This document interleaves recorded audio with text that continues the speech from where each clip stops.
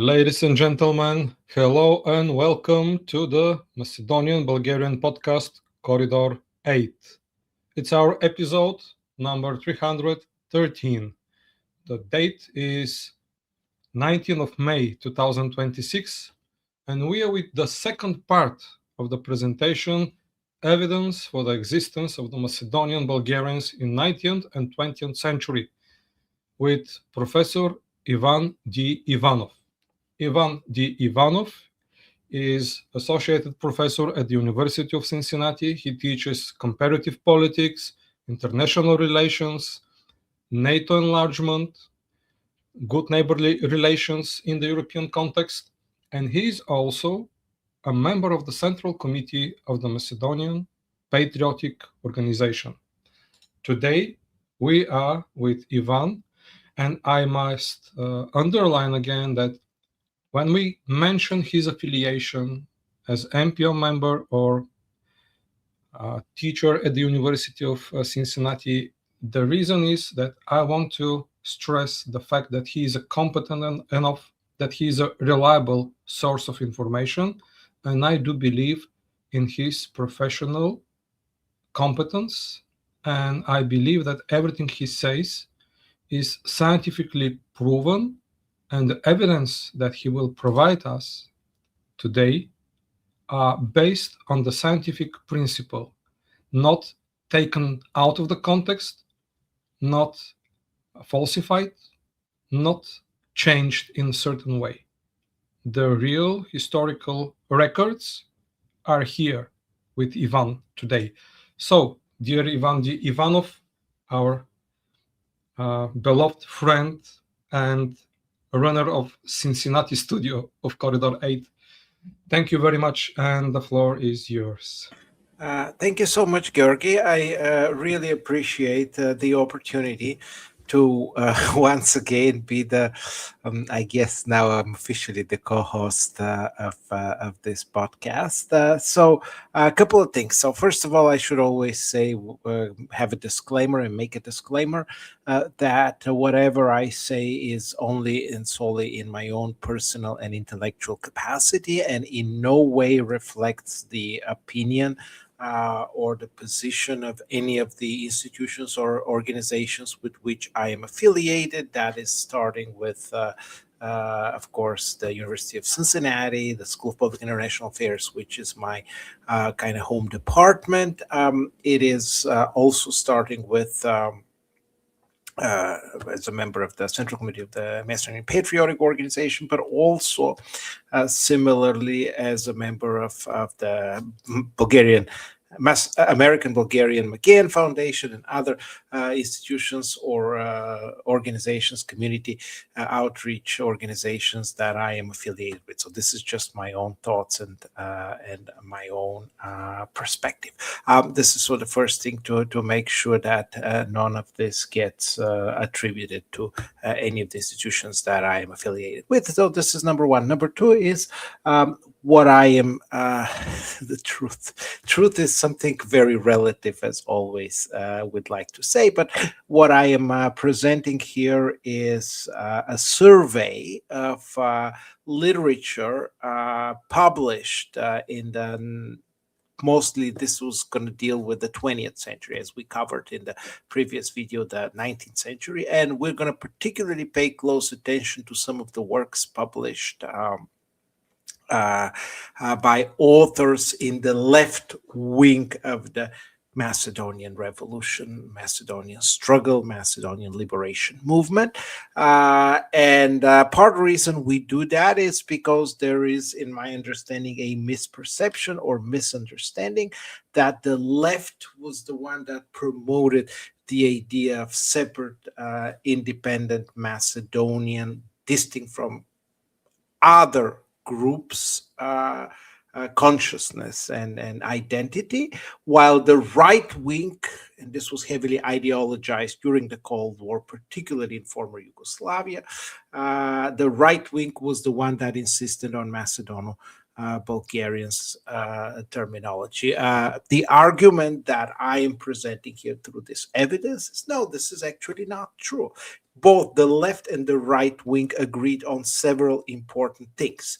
First of all, they agreed that everybody who lived in the region of Macedonia, the broader geographic region, which of course includes today large parts of what is northern Greece, the geographic region of Macedonia in northern Greece, Aegean Macedonia, the southwestern tip of Bulgaria, known as Pyrenean Macedonia, and of course the Republic of Macedonia, what was and now Republic of North Macedonia, which is the so-called Varder Macedonia, as well as some other small pockets here and there. But this was the broader, the wider geographic region of Macedonia. And in that geographic region of Macedonia, as we've already shown everybody, there were folks who identified themselves folks who were called Macedonians. They were linked to that place, that geography, that space, that region, just like in the region of Thrace, which includes most of the Thracian Valley, includes most of Eastern Thrace, the part which is near the,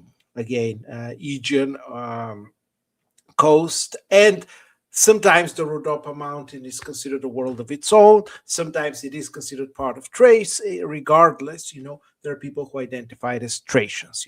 If you go into this territory, which is today Dalmatia, there are people who lived in that region who called themselves Dalmatians. Bottom line is there were folks of different identities that were linked to this geographic. In Epirus, we said there were people who lived, Epiroans, and so on and so forth. Moravia, Moravians. What's that? Moldavians. No. Help me in Yugoslavia, which is today in Serbia. Kosovo. Serbia. Kosovo and the other autonomous region. Vojvodinans, Transylvanians, and so on. So these geographic regions were distinct, had their own commonality, their own culture, their own traditions, and everybody who lived in that region was affiliated with that identity. Now, how deep that identity went and how much it defined who they are relative to other identities that they had, that's a whole separate conversation. We're not going to discuss here. What I care here is to provide in English, for an English language audience, in particular, evidence for the existence of people. And Georgi, am I sharing with you anything, or am I? Yes. Okay. So what I'm providing to you is evidence, particularly the 20th century, that these people were identified by intellectuals as such. They called themselves, but they were also called by the others as such, and that many of the people which today, not only in Macedonia, North Macedonia, but also around the globe, are hailed as Macedonians or Macedonian revolutionaries by all means. They, in fact, as a matter of fact, called themselves and called the significant portion of the population in Macedonian Bulgarians or Macedonian Bulgarians.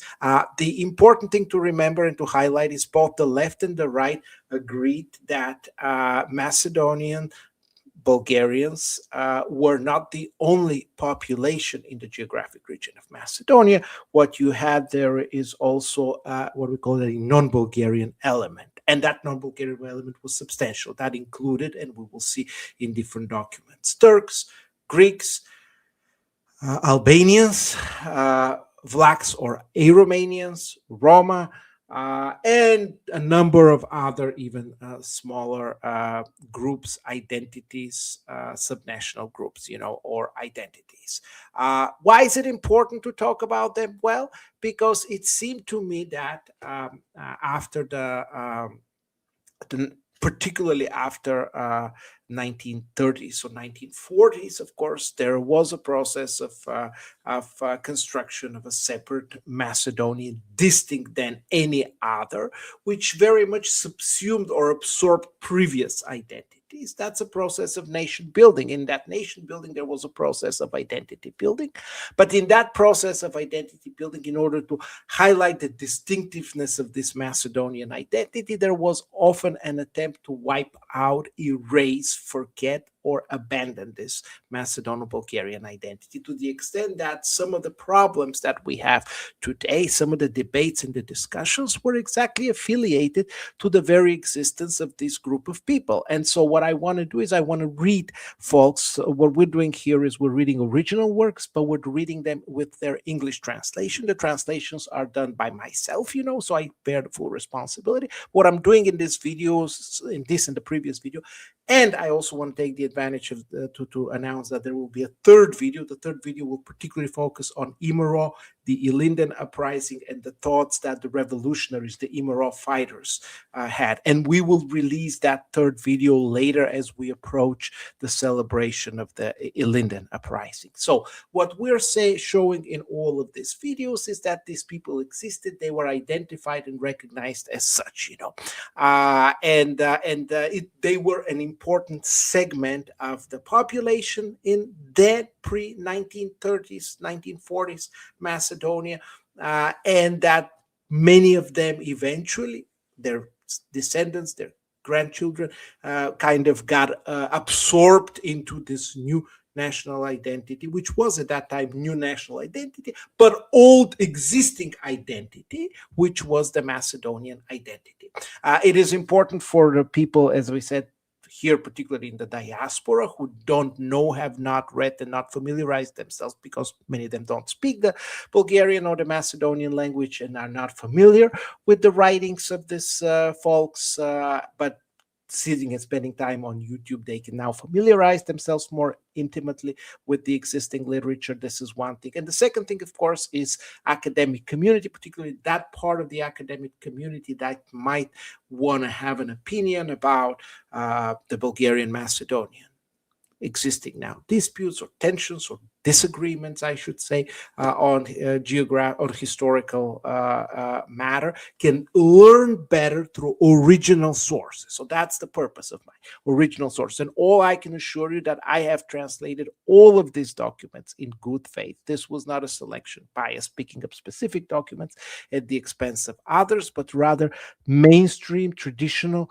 work that was done by these leaders, and we will explain who they are. Many of them were born, in fact, vast majority of them, I should say, probably with, I think, one exception, were born in the region of Macedonia or somehow are affiliated with that region, who talk about the existence of this group of people who call themselves Macedonian Bulgarians. And again, one more disclaimer, this is in no way intended to shove it in the face of people who now live in or originate from the present-day republic, what was the Republic of Macedonia, now Republic of North Macedonia, who identify with Macedonian national identity, but call themselves Macedonians, but don't identify or don't feel like Macedonian Bulgarians. I am not trying to tell them how they should feel in no way, nor am I trying to force them to change, alter, adjust, or do anything with their own existing identity. All I'm presenting is the evidence that this other specific group of people, whose existence for many, many years was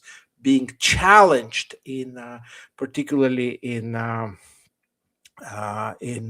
present-day North Macedonia, Republic of Macedonia, Socialist Republic of Macedonia, in the narrative of the former Yugoslavia, in fact, did exist, and that's why it deserves to be recognized and accepted as a part of the Europeanization, as a part of breaking the ices and breaking the barriers that exist between the different regions in this, different countries, present modern states in this tip of the world. So that's my call for an inclusion. And so again, this is the part that I already introduced to you, talking about that this term originates back to the mid 1800s, and it is directly linked to the emergence of early modern national ideas in the region of Macedonia.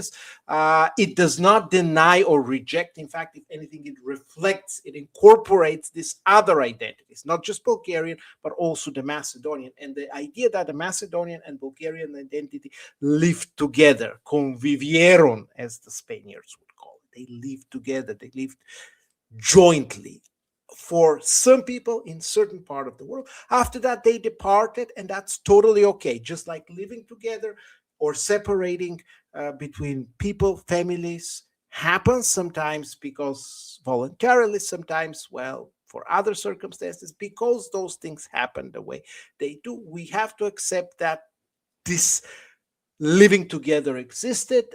We explained and showed how the term was actively used in the mid 1800s, and we touched upon the period leading into the World War I through major important critical historical personalities, starting with Jordan Hadji Konstantinov Chinut in the previous part.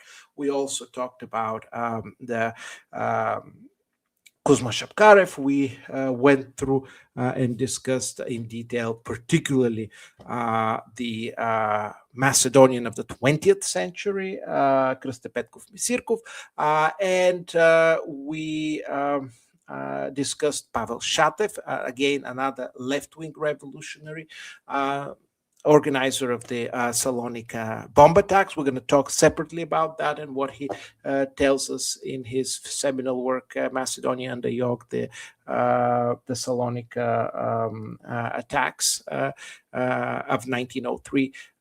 We will continue that conversation when we approach Linden, because those attacks, which happened in April of 03, were in fact very important to mark the beginning of the Linden uprising. And then, of course, we ended up with Dimiter Vlachov.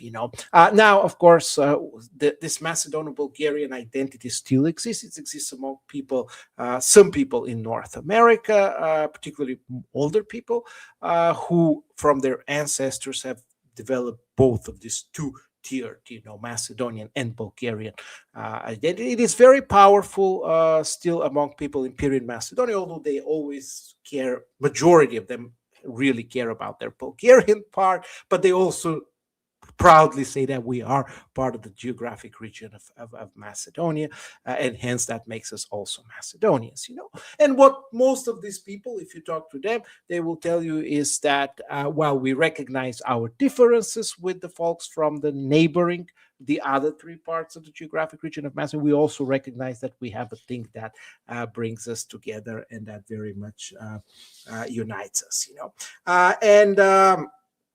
the term had, as we already explained, Georgi, several different variations. We can show slide 3 very quickly, and you can see it in various modifications: Makedonci Bulgari, Makedonci Bulgari, Makedono Bulgari, Makedonci, Macedonian.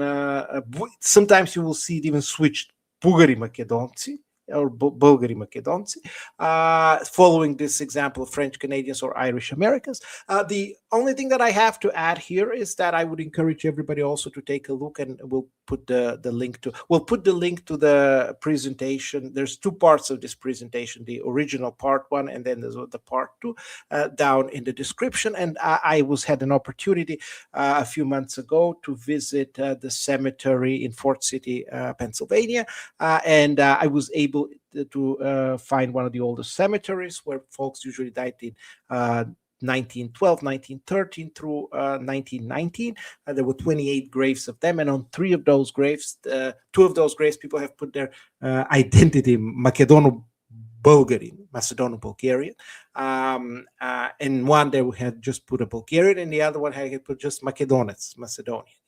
We also saw gravestones with using Greek alphabets from Slavic-speaking villages under the rule of the ecumenical patriarchy of Constantinople, the so-called Greco-Man or Greek-affiliated villages, where identity varied significantly. Some of them thought of themselves more as Slavic, others like more of a Macedonians, or sometimes some of them was Greeks, but there was a good evidence that many of them, and we've seen some of them even join the Imaron, the revolutionary movement, identified also as Macedonians or Macedon Bulgarians as well.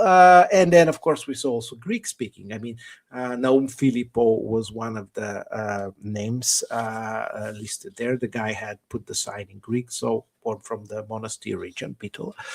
So that's a normal thing, and we have to be accepting about what the other think and how the others saw themselves. Now, what I was going to, Georgi, show, yes, thank you very much for showing that article. I think this is so. Of course, I get an opportunity to meet with Sam. Sam's interview is also available here in English, a detailed account of his past, and there's also a short video that is also available on this podcast. So I think people will find, thank you very much, Georgi, really interesting this information. We may organize a separate video dedicated to Sam and the Fort City, Pennsylvania cemetery. You can scroll down a little bit. Page 3, I think, was, or 4, but I am very grateful also to the editor of the Macedonian Tribune, our friend, dear friend, who was also guest to this podcast, who also helped me publish this. So there is known Philippoi, written in Greek, buried in the Macedonian-Bulgarian, in the cemetery that was managed by the Macedonian-Bulgarian Benevolent Society of Fort City, Pennsylvania. Here is Necho Kotev, who called himself Macedonian-Bulgarian, from the Bitola village of Kukurechini, and who died in 1915. You can scroll down a little bit. Yes, so these 3 graves are very interesting. The one on the left says that Ilya Angelov, who was from the village of Baresheni, still exists very much so, was Macedon-Bulgarian or Macedon-Bulgarian, born from that village, memory eternal.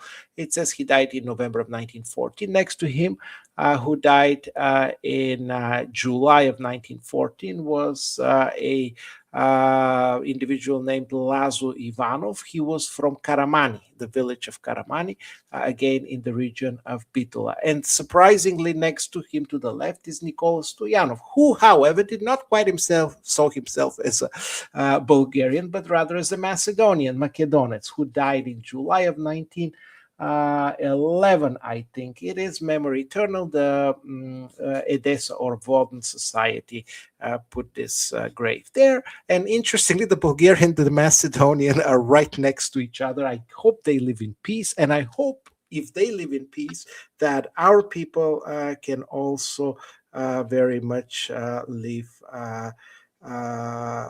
in peace. Yes, and so there, Sam is just texting me actually a few pictures from the cemetery that they have decorated, and it is amazingly beautiful. I can show you some pictures, latest pictures from decorations. Gosh, so this is how. Oh, sorry, I don't have a better way of showing. Can you put it on the horizontal level? Okay, yes, I can do that. I can do that.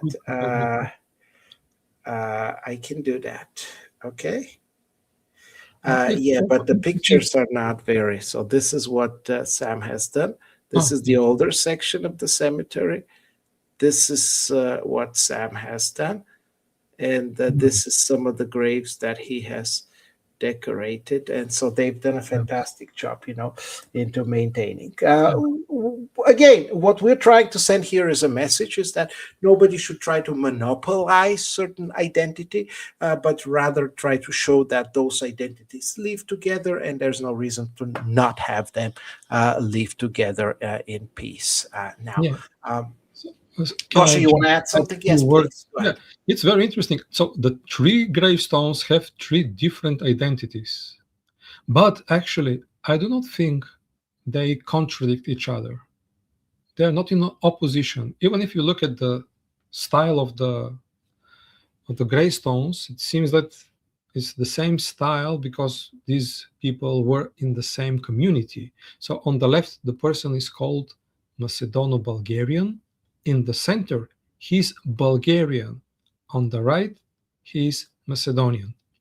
And this is interesting to explain how these identities overlapped. So I'm pretty sure that the person on the right was also a member of the same Macedono-Bulgarian Benevolent Society, because this is their actually graveyard. They were all members of this community. But this explains how, for certain reason, being from Macedonia was more important, or at least equally important, compared to being Bulgarian. So it was a very dynamic way of which identity is more important, but it is not a competition between the identities. There is no contradiction and there is no oppositions. This is what we see when we look their documents, when they wrote declarations, petitions, memorandums, when they spoke about the independence of Macedonia, about their language. They usually call this language Bulgarian. They usually spoke about themselves or their brothers in Macedonia mainly as Bulgarians. But it was possible to have several identities. And it's very important to create a narrative which will explain this and which will allow contemporary nations, contemporary national identities not to have quarrels, arguments, disputes over these identities, but to have a mutual understanding and, I would say, respect to each other. And to live in peace with each other as well. Yes. Goshe, but can you also scroll, I think, up a little bit, because we had, and the reality is our also friend Atanas Velichkov published it in the tribuna.mk. Further up north, where you had the three graves of the, and I've done an exact account of how many were written in Bulgarian, how many were written in from the Greco-Man villages. No, I think it's further down. I apologize. I think because he needed 3 pages to put it on. So this is the second page. You go scroll down. Yep, that's it. And so this is the two guys, Vasil Stoyan, Spas Stoyan, and Petre Georgi. And Vasil Stoyan and Petr Stoyan is from what is now a Lerin village, again ruled by the Ecumenical Patriarchy. It's called Rakovo, and you can read it Rakovo. Tuk Pociva, Spas Stoyan, od selo Rakovo, Macedonia, rodен во 1870, Pociv na 30 November, I think 1919, Večna mu pamjat. But look, it's not following the Cyrillic alphabet, and it's not following the Bulgarian orthography like you saw in the other graves, but rather it is basically Greek letters describing the way that people spoke in their own native Ponashi language. And then the other one is from Selu Lavci or Lachci, Rod Razden. And then it says the year Omrel, Oumrel, Omrel, but it's with Greek alphabet, with Greek letters. So it is an unbelievable story, and it shows you again how multi-tiered and complex identity was. And interestingly, they were all buried not right next to each other. Those 3 graves are not next to each other. They're 3 separate pictures that I have combined in one to present, but you can see that they're not next to each other. And they live together very well with the other, of a total of 27, 28 graves. And I think if they wanted, the Silent Stones wanted to send us a message, they would probably tell us, hey, there's this whole diversity of Macedonia that has to be respected and cherished, and that diversity of Macedonia should live together and in peace in the future. Scroll down a little bit, Goshe, just a little bit, a tiny bit, to show the marker that says the Macedono-Bulgarian Benevolent Society. Yes, that marker, and these are the founders of the Macedonian-Bulgarian Benevolent Society. Again, people can go and read it in the Tribune, in one of the tribunes, whether the Tribune.mk or the Macedonian.org, because all of that information is available. Goshe, do you want to add something, or do you want to go back and start talking about Dimitar Vlachov? Let's go on with Mr. Vlachov, the comrade Vlachov. Mm-hmm. So Vlachov is important for us because as we said. He was later one of the members of the ASNOM. He was member of the government of the Socialist Republic of Macedonia. And of course, he declared himself as a Macedonian. But before Vlahov was a Macedonian, he was born in Kukush, 1878. He became part of that Kukush, was a part of that Kukush community, and left-wing oriented, always intellectual. And so in 1928, he wrote this famous article that we read last year, where he talked about Gotze, and he said that while he was a Bulgarian, and he listed many reasons why Gotze was a Bulgarian, he was also the one who did not want Macedonia to become a part of Bulgaria, its accession into Bulgaria, but rather that he wanted Macedonia to keep its own self identity, to function as an autonomous place, autonomous area, because he believed that this is how you balance between the interests of what the Bulgarian element and the non-Bulgarian element, and that what he proposed was the idea of a Balkan Federation, believing that such situation would occur in the region where the Balkan people would be able to live as brothers. His ideal regarding the Balkans was a Balkan Federal Republic. We took this, I think, and modified it. We believe that the history of the Balkan federations or some attempts to build such didn't play very well, but instead what we believe is that today we have a slightly different project, much larger, much more powerful, and that's called the European integration, the European Union. And so we chose a slight modification of the words of Dimitar Vlahov to adjust it to modern days, and said that Gotze was a proponent of the idea of complete and full European integration into the European Union. He firmly believed that such a situation would occur in the Balkans, where the Balkan people would be able to live as brothers, period. His idea regarding the Balkans was a full and complete integration into the European Union.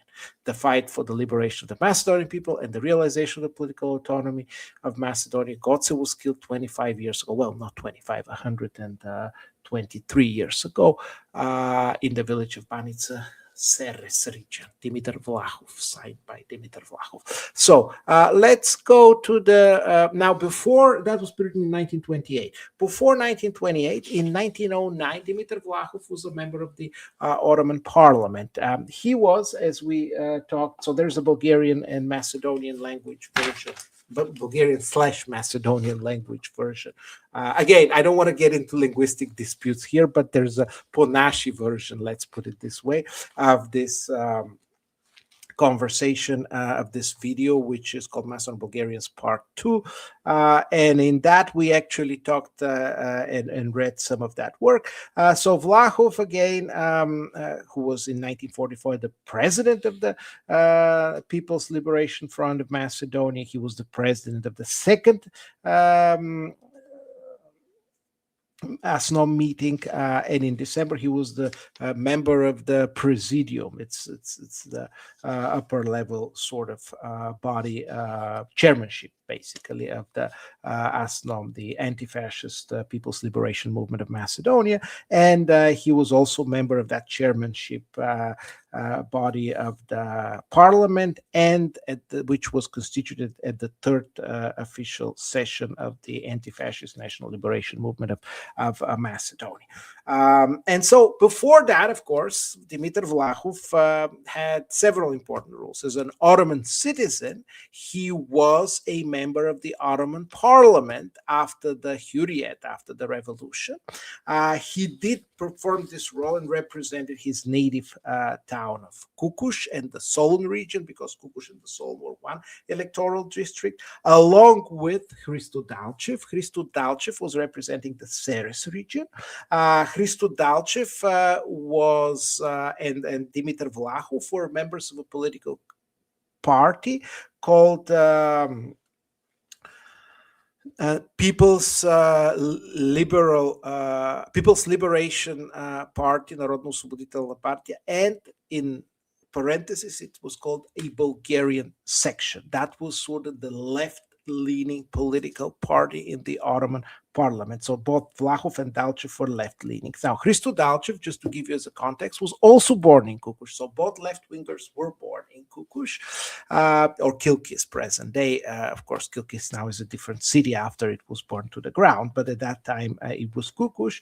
And he's also the father of Atanas, Lubomir, and Boris Dalchev. They all three have had a substantial landmark in the Bulgarian and Macedonian-Bulgarian heritage and movement. Atanas Dalchev is a famous Bulgarian poet and translator who won, among other things, the Herodotus Award for one of the best translations. In other words, Bulgarian literature would be without the same without his writings. And most importantly, he was one of the major translators. He translated from Spanish, Italian, German, Russian, and several other languages. An amazing intellectual and personality.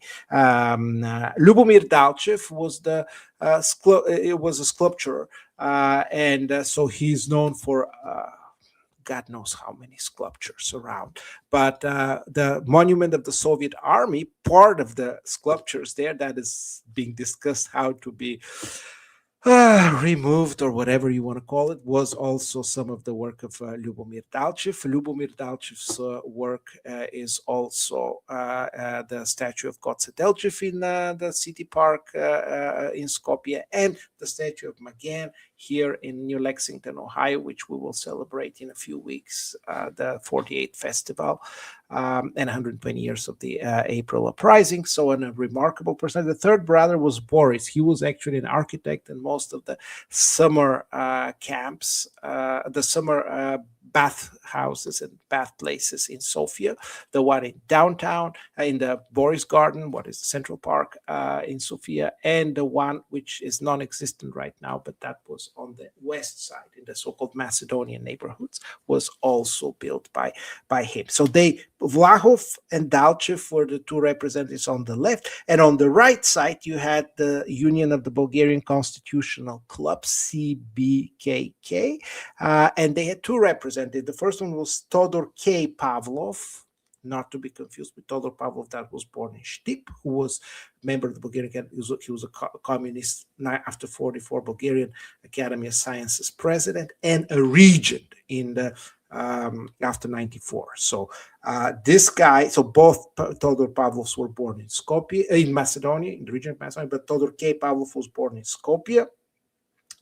He was a member of the Ottoman Parliament, and after the collapse of the Ottoman Empire, he became a Bulgarian diplomat and took at least two different services in two different capacities in by being a Bulgarian diplomatic representative in Constantinople. By the way, Dimitar Vlahov was also a Bulgarian diplomat and diplomatic representative. He was sent as consul in Odessa in present-day Ukraine. And of course, Todor Pavlov, the last representative was Pancho or Panchedorev. Panchedorev was born in the village of Patele, is used to be known. Today is Agios Pantaleimonas or Saint Pantaleon, translated into English, which is in the area of the region of Florina, Lerin. Patale is the village where the famous Bulgarian revolutionary leader Marko Lerinsky died in battle. Was killed, in the battle. He was killed there, and I say Bulgarian by ethnicity. He was born in eastern Bulgaria. He wasn't born in Macedonia, but he did fight in Kotel. He was actually a servant in the Bulgarian army. And personally, Goce Delchev invited him to start the so-called Chetnik Institute, the revolutionary organization, the troops of the revolutionary organization. So Patele is also a famous place in our common history. Thank you. Yes. So the interesting story behind Panchedorev was that he was a Bulgarian diplomat, Bulgarian ambassador. They call it Minister Extraordinary and Plenipotentiary in Albania in 1914 and 15, and that's where he sent actually Bulgarian teachers to teach the community in Albania, Bulgarian. He was also a very active member of the Macedonian immigrant organizations after 1990. And he was also served for a posting in Hungary in 24-27. And in 1941, he was the governor of the Bitola district under Bulgarian, what you may call it, Bulgarian fascist occupation. So he was one of the Bulgarian fascists from Patele. I am joking, of course, because this is one of the things that we have a problem using this kind of language for this type of people. So, in going back to the document that they published, so they published a petition describing the situation in Ottoman Macedonia, in the Ottoman Empire, and the concerns that they shared with the population. So this is what Dimitar Vlahov signed, along with the other three members of the representative, Dalchev, Dorev, Pavlov, and Vlahov. And they got also the member of the Armenian community, and we've talked a lot about the connection between the Armenians, as well as Dimitar Vlahov had wonderful connections with the Jewish community as well.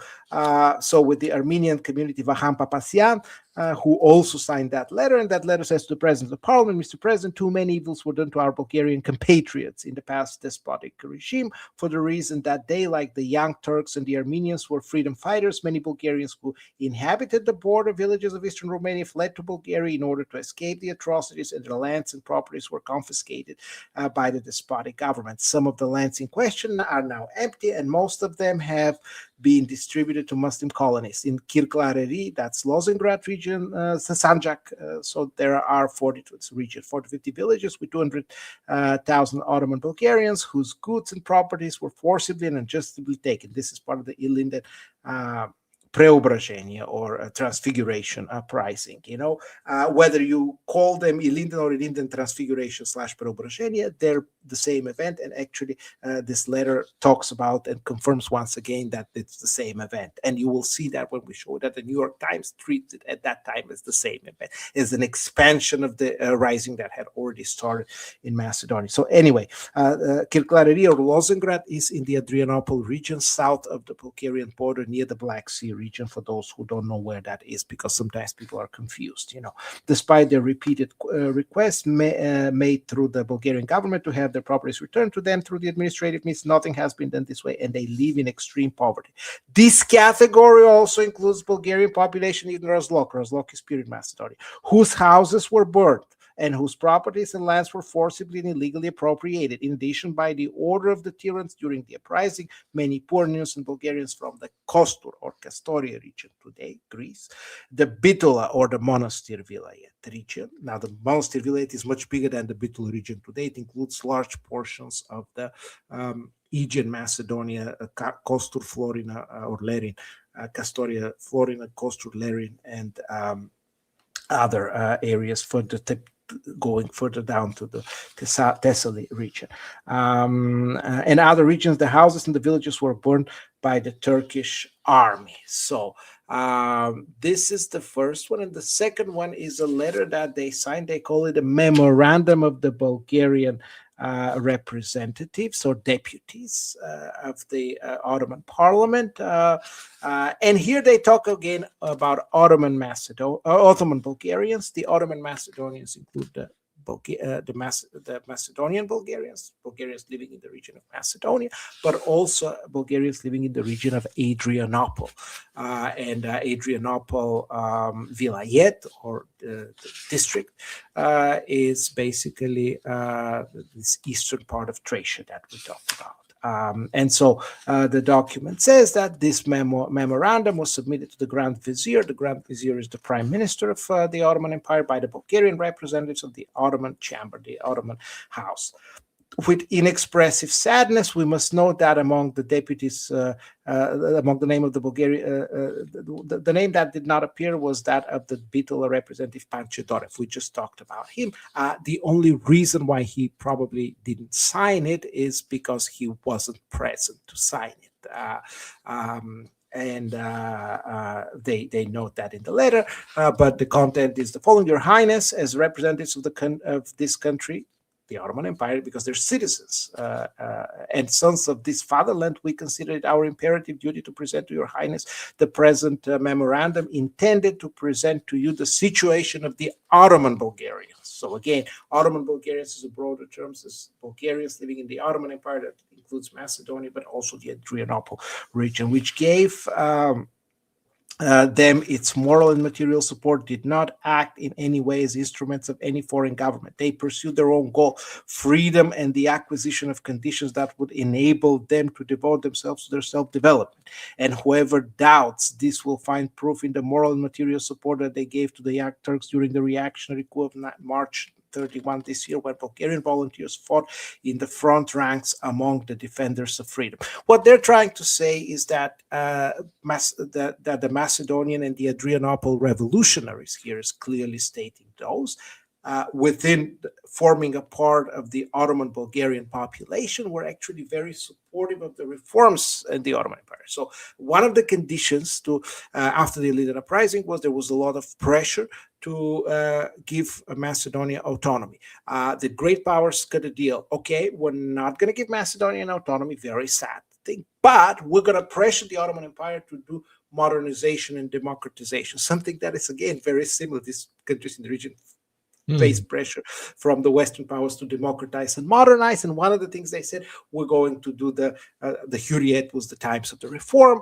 The Young Turks came and they said, listen, we're going to bring sort of new things and new reforms. We're going to create a legislature, which was the Ottoman parliament. We're going to try to get represent electoral process, through electoral and competitive process, bring representatives of different communities, the Armenians, the Jews, the Arabs down, of course, the Turkish-speaking Ottomans, but as well as the Vlachs, the Bulgarians, the Romanians, the Greeks, of course, they all were there, and this was a parliament that had 215 representatives, 142 Turks, 60 Arabs, 25 Albanians, 23 Greeks, 12 Armenians, 5 Jews, 4 Bulgarians, 3 or they were all Macedonian Bulgarians. In fact, there was no Adrianople or Thracian Bulgarian, Georgia. I don't know if you realize that, and that is probably to their advantage. So that's where the Macedonian representatives of the Ottoman Bulgarians were the ones who were also defending the Thracian or the Adrianople, because Adrianople was the capital of Ohrid, as we call it. Ohrid and Adrianople is the same thing, named after Saint Adrian, the Emperor Adrian. And then there was one a Romanian or Vlah, 3 Serbs as well, 3 Serbs, So Serbian community was also being represented in that parliament. And so and so what they're saying is that the revolutionaries basically defended the Young Turks and they defended the reforms in Turkey. Unfortunately, however, after they extended their defense and the Young Turks came to power, they did not get what they asked for, namely rights, political rights, property rights, all these freedoms that are fundamental for a population to do well.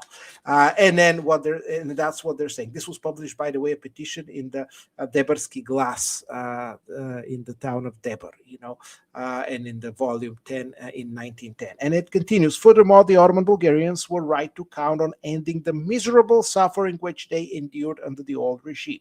Unfortunately, nothing of this kind happened. Many questions continue to be postponed. The provision of land to the landless peasants has been delayed. Also, the national question, which deals with the rights that all races and nationalities. Now, race is usually considered for people that you will see the term Macedonian race, but within that Macedonian race, you have the Bulgarian, the Vlach, the Albanian, the Turkish, etc., nationalities. So the races and nationalities must have, in order to be able to devote themselves completely freely to the development of their economic well-being and social conditions. The question of the restoration of the legal owners of the lands they left, fleeing tyranny and finding refuge in neighboring countries. So after the uprising, as we know, a large number of refugees fled, where, of course, they were not, they were greeted with okay arms, but not with extremely open arms. And of course, when they go to a new land, they have no new country, which could be their country, motherland, in a way. But they don't live there. So if you live in, let's say, Shtip, or in Bitola, you flee to Bulgaria, you say, okay, I'm a Bulgarian or a Macedonian Bulgarian, that's fine. My motherland could be Bulgaria, but I am from Bitola, and my motherland is also Bitola, Ottoman Macedonia, in Ottoman Macedonia. And so they have nothing in Bulgaria, they have to start from scratch, And so what the Bulgarian representatives were writing in this memorandum is, please allow them to return, to go back to their villages, get hold of their land, and basically start afresh their life. Give them a sort of again, one reason why they were kicked out is because they participated in the uprising, So give them a free pass and let them go back and go their own way. So this was the memorandum that Dimitar Vlachov signed along with the other two representatives, and those were Hristo Dalchev and Todor K. Pavlov, in the absence of Panche Dorev. Gosha, do you have anything to add, or I have three more documents to share from Vlachov's Let's go on with publications. Vlachov. Yeah, So Vlachov, and so this is Vlachov in 1909, 1910. 20 years later, 1930, Vlachov publishes in a journal called La Fédération Balkanique.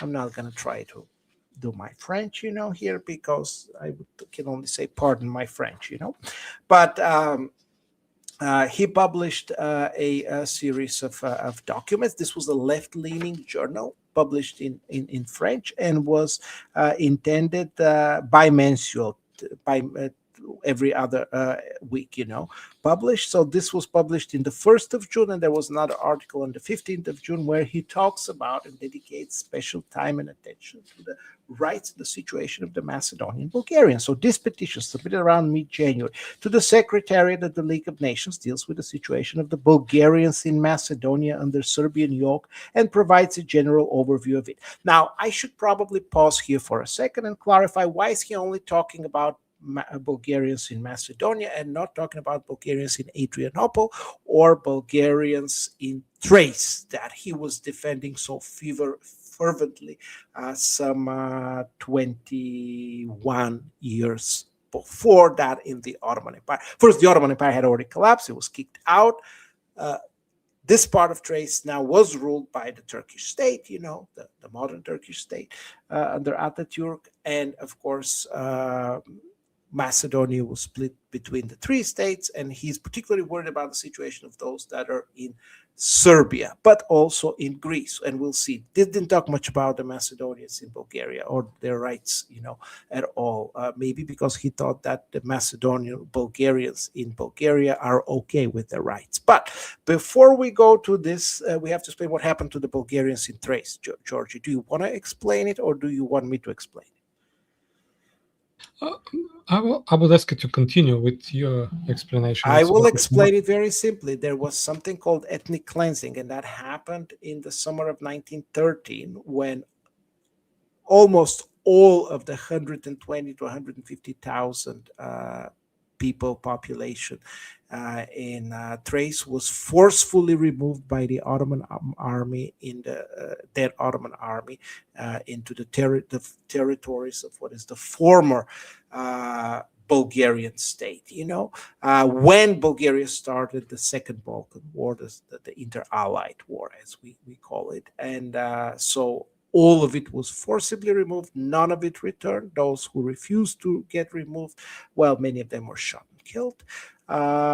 Many of them had to really abandon toddlers on the route, and it was a very big tragedy, but those who fled, they survived, and they settled in mostly in eastern part of Bulgaria. And Georgi talks about it every now and then when we talk about it. So after ethnic cleansing was completed in 1913, there was none of this population. Yes, nice. Well, not nice, a tragic picture, but that's how they were. They literally had to flee, or they would be dead, That's how modern nation states were designed. This also period coincided with the tragedy that happened to the Armenians, the Armenian genocide. We don't call it a genocide of the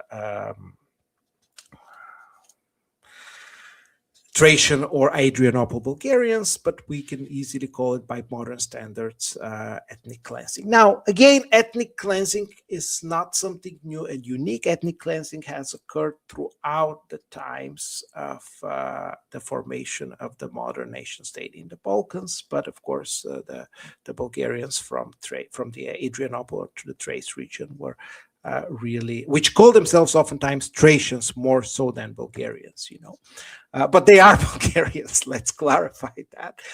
They suffered tremendously, or called at least at that time, they suffered tremendously from that ethnic cleansing. Anyway, so, but that's why Vlahov is not concerned with them anymore, because they live in Bulgaria for those who survived, and the rest is pretty much cleansed, It contains information about the cultural oppression suffered by the Bulgarian population in Macedonia under Serbian rule. It discusses schools, churches, libraries, and reading rooms that have been closed. It briefly addresses the policy of denationalizations implemented by the Great Serbian authorities, noting that the Macedonian Bulgarians there are derived of political rights. It touches upon the social misery in which they live. It states that Bulgarian population there is deprived of the right to speak its mother tongue in both public and private life, that any publication in the language is prohibited, that this publication has been forced to change.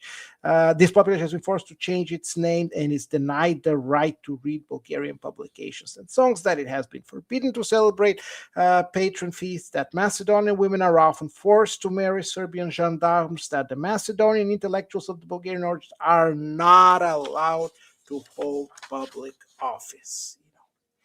And so he accounts about previous publication that describes all of this. And he goes on to say that furthermore, that these facts presented to the and that these facts presented to that point in the petition of the Macedonian emigre organization correspond to reality. He confirms that, and that the demands expressed there reflect the will of the Bulgarian population in Yugoslavia. Finally, in conclusion, the delegates request that this is the delegates, the Macedonian immigrant organizations or emigre organizations in Bulgaria who wrote this petition. He says all of this is right. They're right. This is exactly what happens.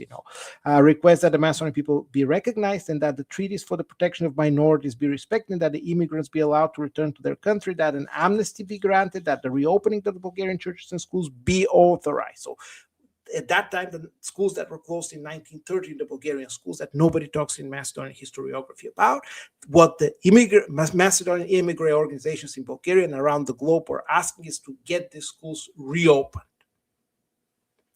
This is what is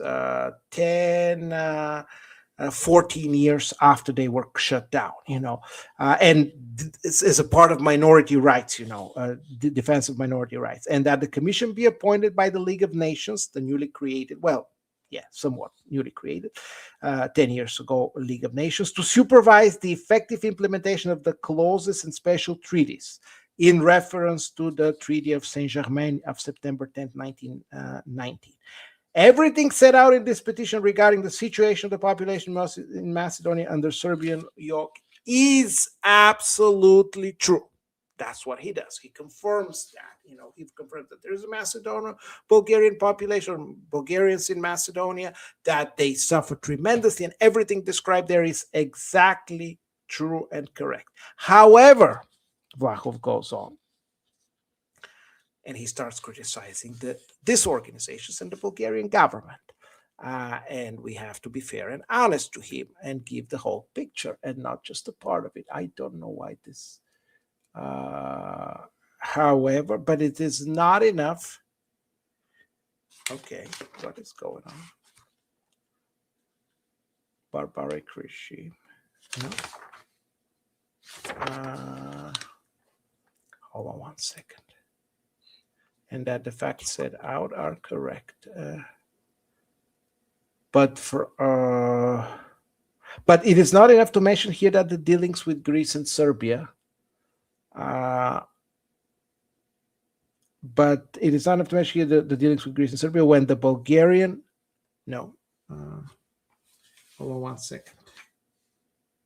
But does it account for the approximate picture of the barbaric regime under which the Macedonian population of Bulgarian origin groans, and in general, the Macedonian people as a whole. Not at all. So he talks about the Macedonian population of Bulgarian origin and the Macedonian people as a whole, those that are of Bulgarian of a non-Bulgarian origin. Not at all. The readers of this account would believe that Macedonian Bulgarians are deprived only of their cultural rights. From the readings, they would not be able to see that the Bulgarian minority is deprived of all rights, and that the Albanian, Turkish, Romanian, etc. minorities are in the same situation. That is to say that the entire Macedonian people, it is not a question here of national minority or of national minorities, but of an entire people oppressed as a whole, to whom the right to exist is denied. The right to organize its national parties, its association, its organization, that does not even enjoy the rights, however limited, with which it possessed before the dictatorship, the right to present electoral lists, freedom of speech, of press, of assembly, of association, even the professional organization, and that the Bulgarian population of Macedonia is subject to an unprecedented colonial exploitation and plunder, and that the product of its labor is taken from the state, bankers, merchants, exploiters, usurers, that groans under the corruption which has taken enormous proportion in the Serbian administration. Again, corruption is not something new, and he talks about it. And then he continues, but is it enough to mention here the dealings with Greece and Serbia in 1912, when the Bulgarian government at that time, whose parties formed the backbone of today's government, sacrificed a large part of Macedonia, now held by Greece and Serbia, in order to obtain compensation in Western Thrace up to the Media Enos line, and one will easily understand what were the driving forces of this policies. In order to try to give these claims an appearance of legality or fairness, Bulgarian governments always speak of the Bulgarian character of Macedonia after having done everything possible to depopulate Macedonia of Macedonian Bulgarians. As paradoxical as it is, it is also true. Maybe painful, but true. And this is what Mr. Vlahov is telling us right up in our faces in French. And he's right about this. I agree that Bulgarian governments, with their policy and lack of sharp thinking, have done everything possible to depopulate this area, the supremacists, or the Verhovists, as we call them, and the Macedonian fascists. That is the right wing of the Imaro, which, again, I don't agree with that classification, but that these are the words of Vlahov, and I want to be fair, are not so much concerned with the unbearable situation of the Macedonian Bulgarians in Serbia and in Greece, with whom they have no ties nor maintain any relations, as they are with facilitating Bulgarian imperialist policy, which even today, and perhaps more than before, engages in bargaining with Serbia at the expense of the other neighboring countries, or with Greece at the expense of Serbia. Now, why is this particular part so important? And you will see that actually on the right-wing side also, fierce criticisms to Bulgarian governments, because at that time in the 1930s, Bulgaria, trying to normalize relations with its neighbors, most notably Greece and Serbia, that had won the elections, was willing to make concessions for the rights of the Bulgarian minorities in these two countries, at the expense of having good neighborly relations with these two. And so the Macedonian population, particularly the representative Macedonian Bulgarians, were vehemently protesting that, and most vocal were left, but also right-wingers, who declared basically the Bulgarian governments at that time as traitors, that they have betrayed the interest of this community at the expense of having good neighborly relations. And when somebody tells you now, oh, you want to have good relations with Serbia, forget that there is, no matter how small, there is a Bulgarian minority in Serbia. No, we're not going to forget, because if we do that, we will follow exactly the path of the policies that previous governments did in the 1930s. And what did these policies bring to Bulgaria? Nothing. They didn't bring good neighborly relations and friendship, and also they did not bring stability in the region. So what happened is nobody gained anything out of such a policy, coquetteering with local governments, And we're also very much told that dealing with North Macedonia, you should forget about those people that existed. Well, no, I'm not going to do that. I'm sorry. Anyway, and the reason why I'm not going to do that, because Vlahov was himself saying and talking about that. Georgie, you want to add something? Let's go on.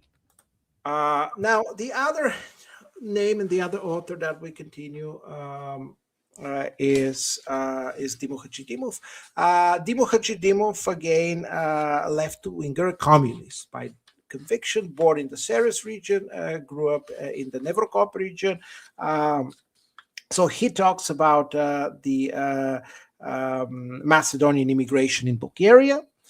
Because sometimes there's a speculation that this Macedonian immigration had no Bulgarian sentiments. Well, first of all, we should clearly see that in his work. He uses the word Macedonians, referring to these people. We should not be worried about that. Of course, the meaning of the term Macedonians in Bulgaria back then is very different what we understand Macedonians originating from North Macedonia, or those who today declare themselves as ethnic Macedonians or Macedonian minority in Bulgaria. There are such people.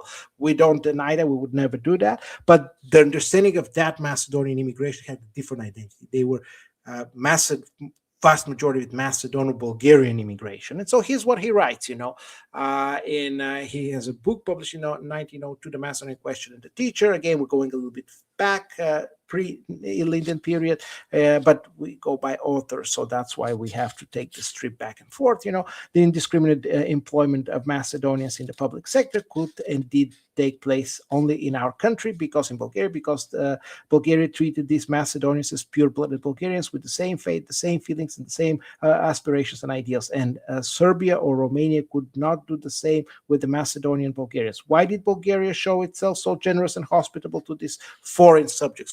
Because they were born outside of the territory of the then principality and later kingdom. And so at this point, he's talking about the principality. And so as a part of the Macedonian intelligentsia, for social reasons hidden in the very social position of the Macedonian Bulgarian intelligentsia, immigrated to Bulgaria and entered the low ranks of the public officials or teachers. This immigration has grown quite large proportions in recent years. Such is the composition of the Macedonian immigration. They only gave fraternal hospitality to the Macedonian Bulgarians, who created an entire army of workers and officials, which gave a final blow to the already shaky economic situation in Bulgarian society. So what Dima Hadjidimov is saying, two things. Is first, Bulgaria stole a lot of the Macedonian intellectuals, intelligentsia.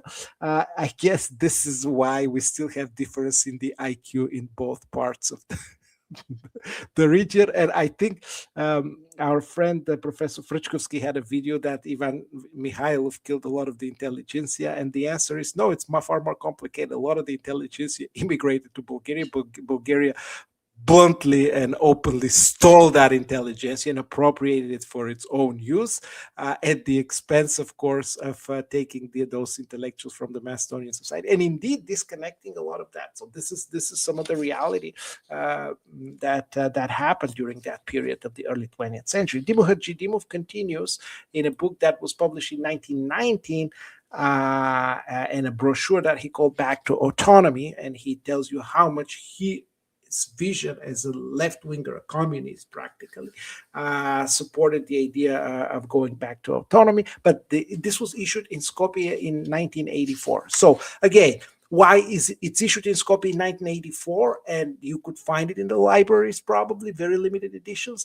But at the same time, in the mainstream discourse in Skopje, there's no Macedonian Bulgarians, even though his work was being published and is available. And that's what we're doing now. We're putting that in the video format in English and in Bulgarian and Macedonian, so people can read it. Back to Autonomy, Characteristics of the Current Political Situation in Bulgaria. So he writes, the Macedonian Bulgarians will be sacrificed for Bulgaria. They will be thrown into a double slavery, political and economic, and such a cruel fate will have to be accepted obediently, because the Bulgarian politics will save itself and its crimes from the Bulgarian social conscience, because the political class will want to preserve its legacy along with its methods for future generations. So this is the same, he's capturing the same dynamic that Vlachov was talking about, and the left wing was very concerned that, listen, what is going on here is after the First World War, that Bulgaria wants to get a deal with the neighbors, wants to live in peace, and Bulgaria is going to completely forget about the rights of these people and will let the Greeks and the Serbs to do whatever the hell they want to do with them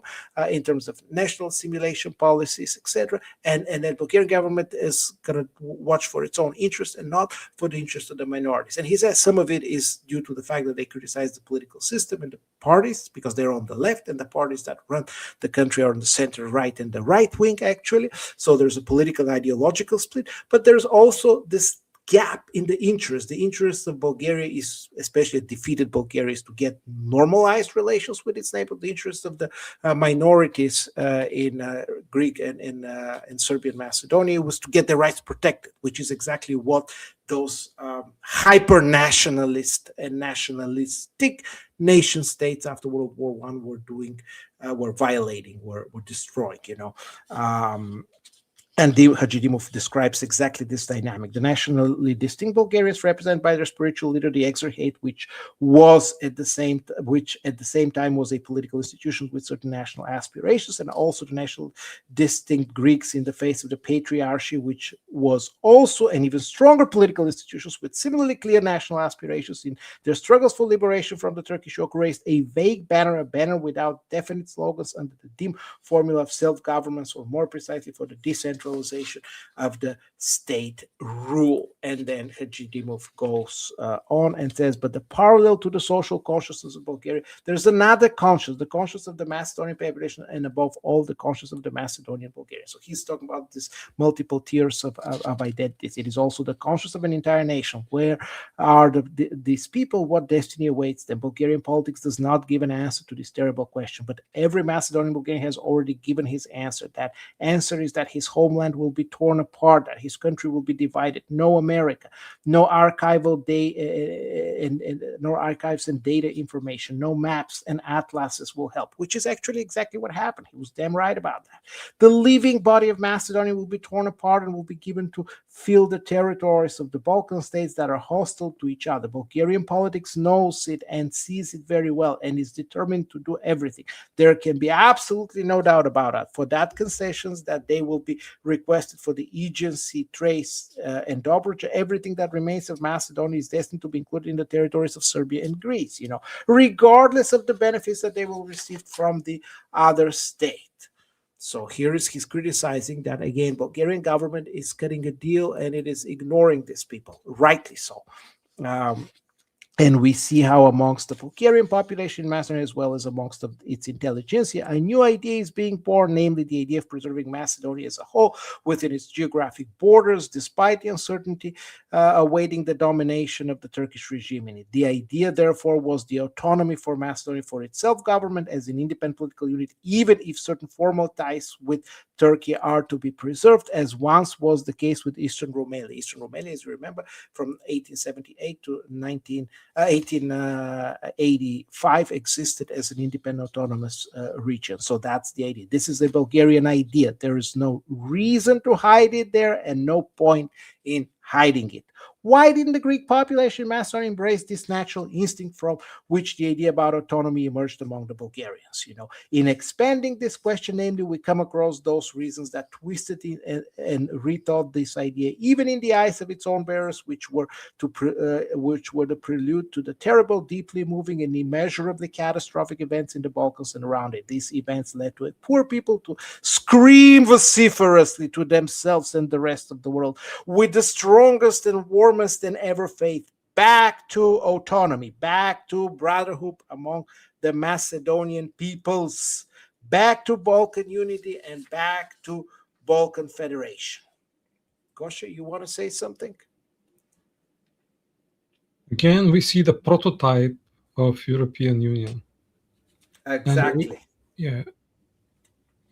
Finding collaboration, finding common values, establishing good neighborhood relations between all nations, being part of one political or economic unity.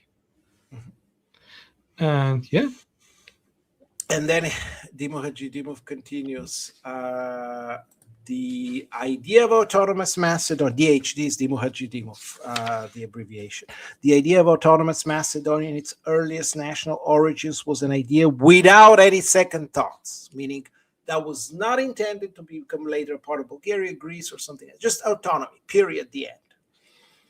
Again, because if there were second thoughts, as oftentimes historians have claimed there were, and particularly the second thought to join Bulgaria as a whole, then the Greeks and the Serbs and everybody else would be against it. both at national capitals, but also their local population, the Macedonian Greeks and the Macedonian Serbs, and that would kill the idea. And so he goes and says, no, this was a pure idea. This was not there was no second thought about it. And it was precisely as such that it emerged as a counteraction to those fierce and exterminating rivalries between Bulgarians and the Greeks, which continued immediately after religious struggles. This is the Patriarchy and the Exarchate struggles, but this time under the banner of national unification, the unification with free Bulgarian, free Greece. The Bulgarians in Macedonia, the most deprived and oppressed of all the nationalities in Macedonia. That's the statement of Dimo Hadjidimov, a left-wing communist. Had one more important motive: to give their accomplished national independence and accelerate practical life expression in the form of solution, a fact. The process of national self-identification had reached a turning point among the Bulgarians, after which began a natural breach downhill, which did not coincide with the spirit and the ideas of the aspirations of the official Bulgarian institutions and factors in Macedonia. The Macedonian Bulgarian population felt united, the powerful, and the urgent need to save itself from Turkish tyranny. And then he continues, objective reasons made possible for the well-known deviation from its official course, in the sense that Macedonia would have its significance for it insofar as it remains whole and indivisible, but it cannot be and will never be such unless it actually embarks on the path of national secession. Nor will it, i.e. Macedonia, ever be able to join any Balkan state in its entirety, given the existing deep and irreconcilable Balkan and international rivalry. So what he's trying to say here is that this was a genuine idea. Ultimately, the Bulgarian also movement was kind of split between those ideas, not because they felt different, but rather because they thought that having all of Macedonia join Bulgaria was not thinkable. As we said, Delchev even was saying, but what about the rights of the non-Bulgarians?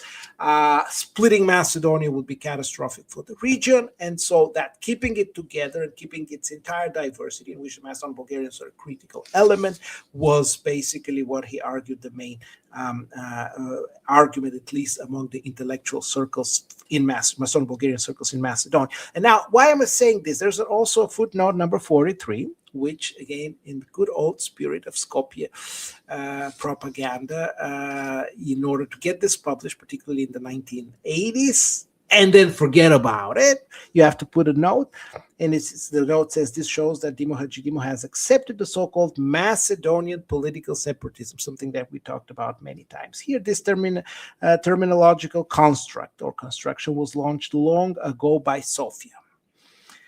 Its thesis, strongly advocated by today's Bulgarian historiography in the 1980s, rigidly separates and even opposes the political constitution within the framework of the Macedonian state from the national self-determination of the Macedonians. So it says, yes, Macedonians identified as something, Macedonian Bulgarian, Macedonian Greeks, Macedonian Serbs, etc., but they all advocated for the construction of political Macedonism or political Macedonian construct, Such a thesis, which at one time could have created confusion in the minds, look at how Skopje approaches it. So this whole idea creates confusion. Today is completely untenable from an academic point of view, according to the censorship in Skopje. It tells you again how you have to explain that that's how they thought, or at least that's how they thought, but that from today's point of view is untenable. It's not acceptable. It's not okay. Why?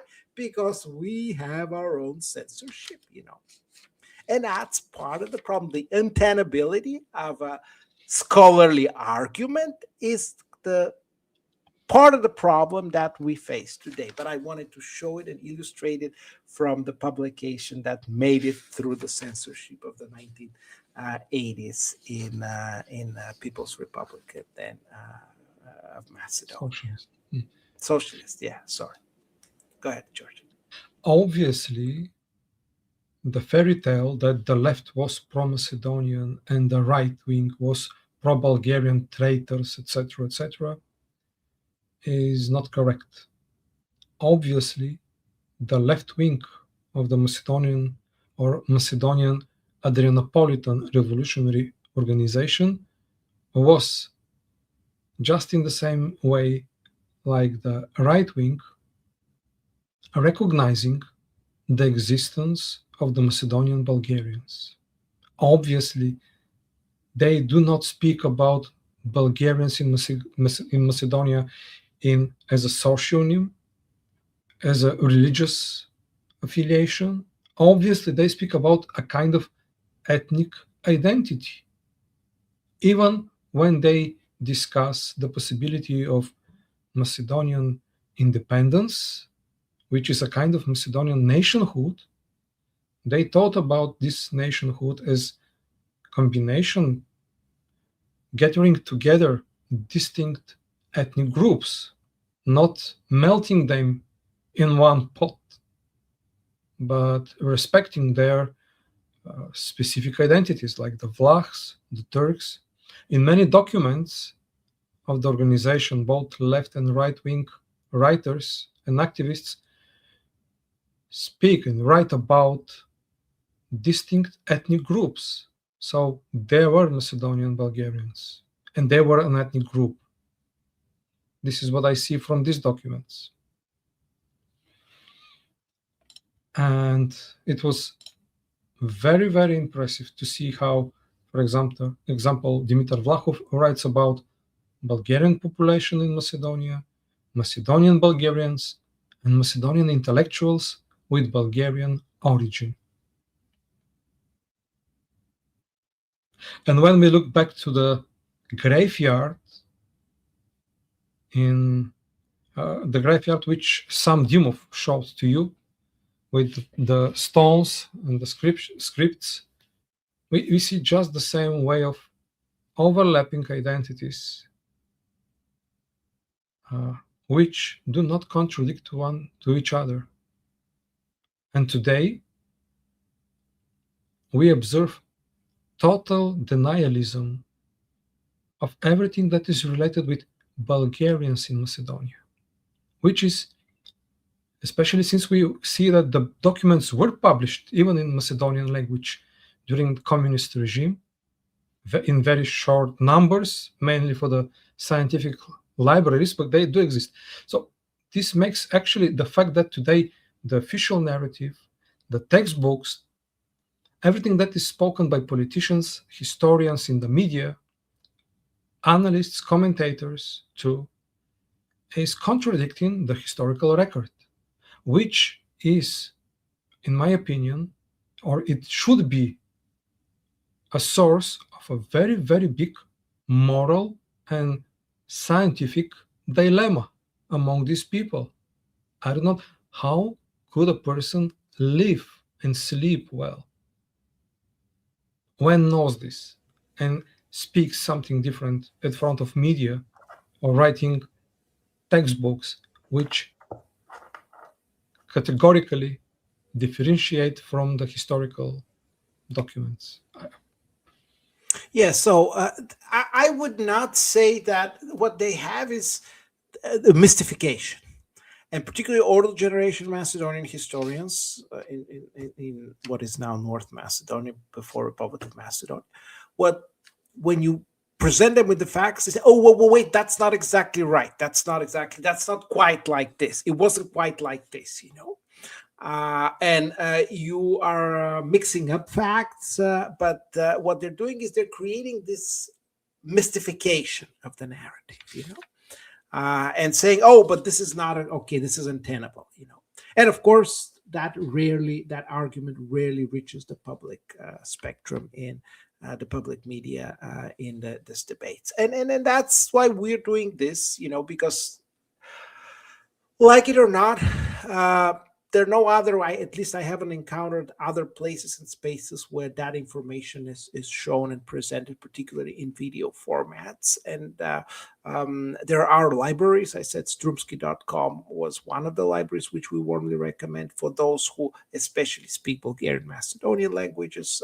We will include also the links to this presentations, which again have selected excerpts, you know, because we cannot read the entire text, you know, but we have done at least a translation, and this is not a selectively biased excerpts, but rather a selective excerpts that particularly deal with that identity based question. So that's the problem, the mystification of Macedonian historiography, which says that it is untenable from a national point of view to even talk about it today. It's not okay. It is not okay. We need to talk about it. That's why we create this video materials. Again, this is my own personal opinion, and I'm not representing anybody or forcing anybody to think about it. We don't have to talk about it now, or we don't have to engage all the time in this conversation, but we could very well engage. So that's why we're doing this now here, because we are creating also a library of English language content that we previously created in Bulgarian and Macedonia, in Ponashi, so to say. But the less developed Greek masses, Hadjidimov goes on, the less developed Greek masses, and especially the peasant population, did not participate in the official Greek movement, but being under its influence, they behave. So he talks about how the Greek liberation movement goes, at the very least indifferent toward the idea of autonomy for Macedonia accepted by the Bulgarians. So the Bulgarians were the ones who came up with this idea. They're the ones who accepted it. They're the ones who promoted it. What about the other communities? The second largest, which would be the Greek, the Macedonian Greeks, So he says, well, the Greek patriarchy and the Greek state never really supported that idea. The local population, he says, they were kind of indifferent. They never objected it, So in the matter of fact, in the Greek mind, there was always the idea of separation of Macedonia and taking as much as they could. That's what he's saying. But the local people who had Greek identity, who spoke Greek language, of many of whom were present and lived there, they did not necessarily embrace that idea. There is no doubt once the Macedonian Greeks, the most numerous nationality after the Bulgarians, took such a negative position toward the autonomous idea, the latter could not count on success, and above all on immediate success, because of its essential assumption. Joint efforts and struggles was absent. That's true. They were fighting each other, and we have a lot of evidence of doing that instead of working together against the Ottoman rule and advocating autonomy. But if the Macedonian Greeks, dragged along by official propaganda, in the beginning could have behaved with suspicion towards the Bulgarian struggles, later over the years, a sobering up should have occurred gradually among them as well. And so the Macedonian people, who, like every other people, have not lost their will to live, have not lost their hope to surviving their misfortunes and of starting to rebuild their life and their history, must engage with all their might and raise high before the world their desire to preserve their whole country for themselves, but also for the neighboring brotherly peoples. The Macedonian Bulgarian, in particular, must be the first to raise the banner of autonomy and fraternal peace with the other peoples of Macedonia. This is a very important thing even today. Talking about people who live in Macedonia, who identify as Macedonian Bulgarians, Republic of North Macedonia presently, but also people in Bulgaria who have that background. And instead of labeling and criticizing others as traitors and so many other things, you have to actually understand that it is a call that they must be the first to raise the banner of autonomy. Well, that's not an issue anymore, but fraternal peace with the other peoples, to seek the realization of overcoming the Balkan discords. No other way out for a happy resolution of the Balkan problem, as there's no means of overcoming the Balkan discords, no other way out for a happy resolution of the Balkan problem. An autonomous Macedonia that signifies a fundamental rebirth of the Balkan peoples, a turning point in Balkan psychology, the placing for future times of a cross on the past full of hostilities, rivalries, and mutual wars. And then Hadjidimov continues. Nonetheless, this question should de facto bypass the Macedonian Bulgarians and should be directed to those who are expected to give an answer. The Macedonian Bulgarian, who also, like his brother in Bulgaria, paid with blood, graves, and devastation during the wars, can ask, together with the entire Bulgarian people, after having devastated both Bulgaria and Macedonia, how do you think you want to create in the Balkans a situation that will be a harbinger and a source of new discords and bloodshed? How long will these peoples destroy each other for the sake of unreasonable dreams? Precisely for what reason is it necessary to dismember Macedonia and the Macedonian people who could live and who want to live in peace and brotherhood with all the Balkan peoples, who preserving themselves themselves whole and undivided, will most happily resolve the national contradictions in the Balkans and will clear the way for the Balkan Federation. Not even a single Macedonian Bulgarian rejects his nationality and is not against aspirations to achieve national unification, the greater Bulgarian dream, which is counter to what the present day official account in Skopje says. But the Macedonian Bulgarians feel and know clearly and definitely that Bulgarian politics, especially following its military defeat, is absolutely unable to even come close to the idea of national unification. This politics, being also clearly aware of the unattainability of this idea, has taken the path of becoming disinterested in the fate of Macedonia. There's no need for it to say this openly, but namely, here lies the key to understanding the contradiction that lies between its true interest and the interest of the Bulgarians in Macedonia. The Macedonian Bulgarians who do not want to accept foreign domination, on the other hand, and who also do not want and cannot be deprived of their rights,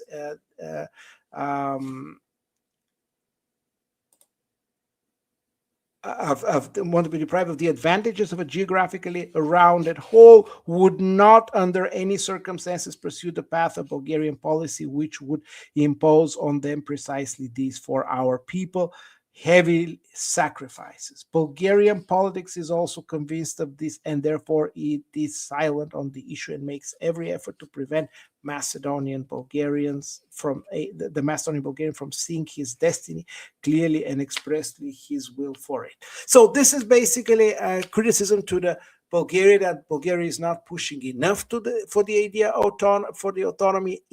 Bulgaria knows that it cannot unify or get larger portions of Macedonia under its control, either through separation or through the whole region. But at the same time, he says it's not pushing enough. Now, you have to understand that whether it is or it is not pushing enough, in 1990, Bulgaria has no say on the table. Bulgaria is defeated.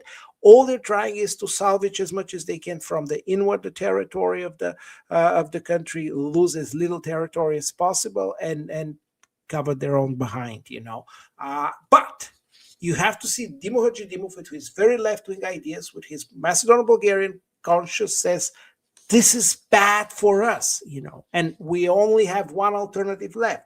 And he says, how dare you turn the Bulgarian people against their Macedonian brothers, because the latter, having no opportunity to demand an account from anyone for their fate, which is no less tragic and terrible than that of Bulgaria, imagine in the last moment of their terrible drama to express their will for a free life and free self-government, such as all people in the world rightly expect to receive. How dare you then turn the Bulgarian people against their Macedonian brothers, because the latter, having no opportunity to demand an account from anyone for their fate, but ultimately take advantage of this terrible drama to express their will for a free life and free self-government, a right that all peoples of the world expect justly to receive.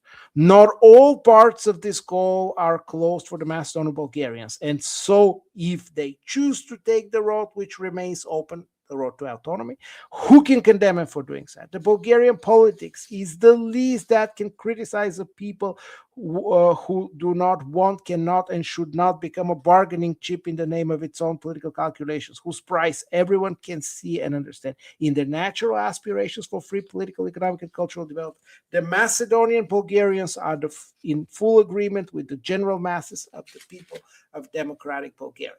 I don't think the general masses of the people in democratic Bulgaria had, at this point, any formed opinion given the whole catastrophic situation that existed in 1990.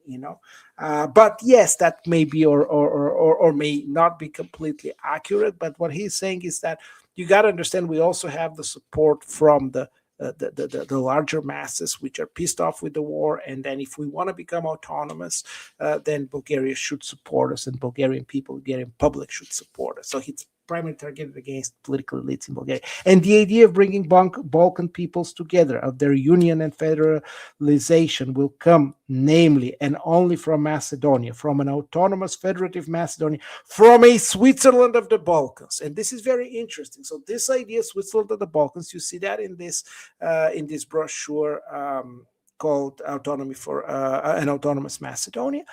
In 1990, of course, Mihailov later adopts exactly the same idea, or embraces, I should say, exactly the same idea, which tells you that even though probably at that, not Mikhail, before that, Alexandrov embraced that idea. And Alexandrov did that literally the week after, which tells you that the left wing and the right wing of the Macedonian liberation movement, represented by people who then at that time identified as Macedonian Bulgarians, had fully embraced the idea of both autonomy, independence, and of multinational and multi-ethnic character of the state, using Switzerland in the Balkans as a symbol. So it is Mikhailov and then Alexandrov's idea. But before that, it was also the left wing and particularly the Hajidimov's idea.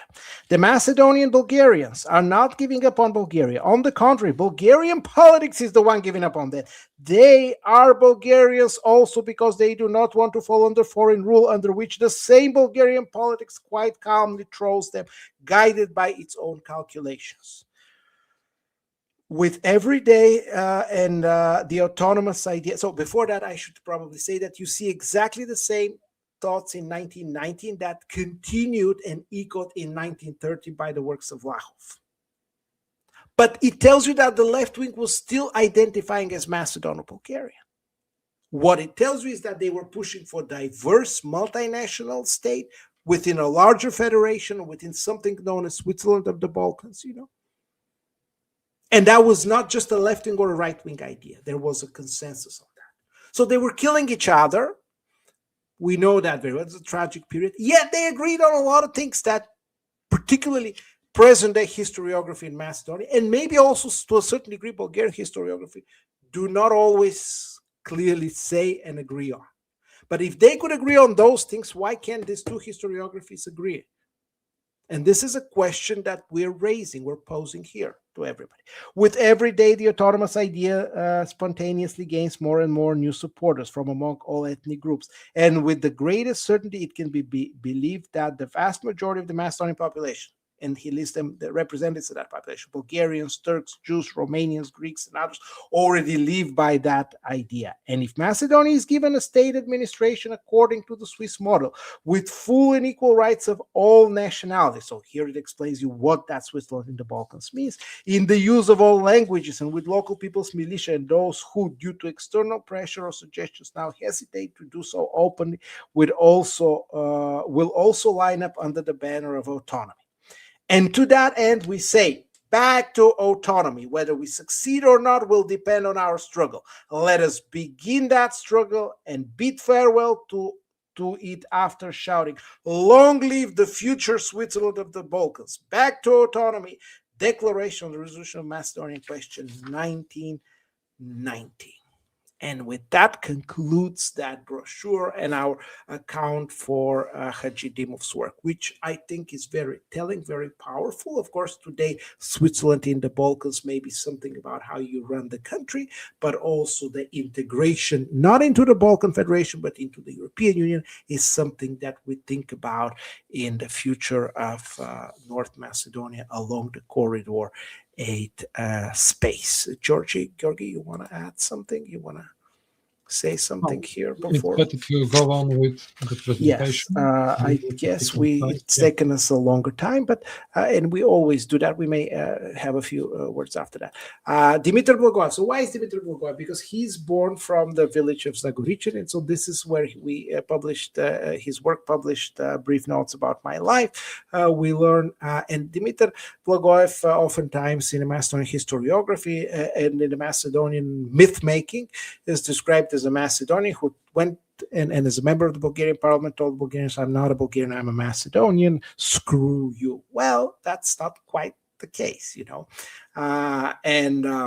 we oftentimes get these prompts in the notes from particularly viewers from Macedonia, from North Macedonia, that, what about Dimitar Blagoev? Read us about Georgi Dimitrov. Why don't you talk about them? Well, here we are. We talked about them in videos in Bulgarian Macedonian, and we can talk about that in the video in English for everybody who is in English speaking.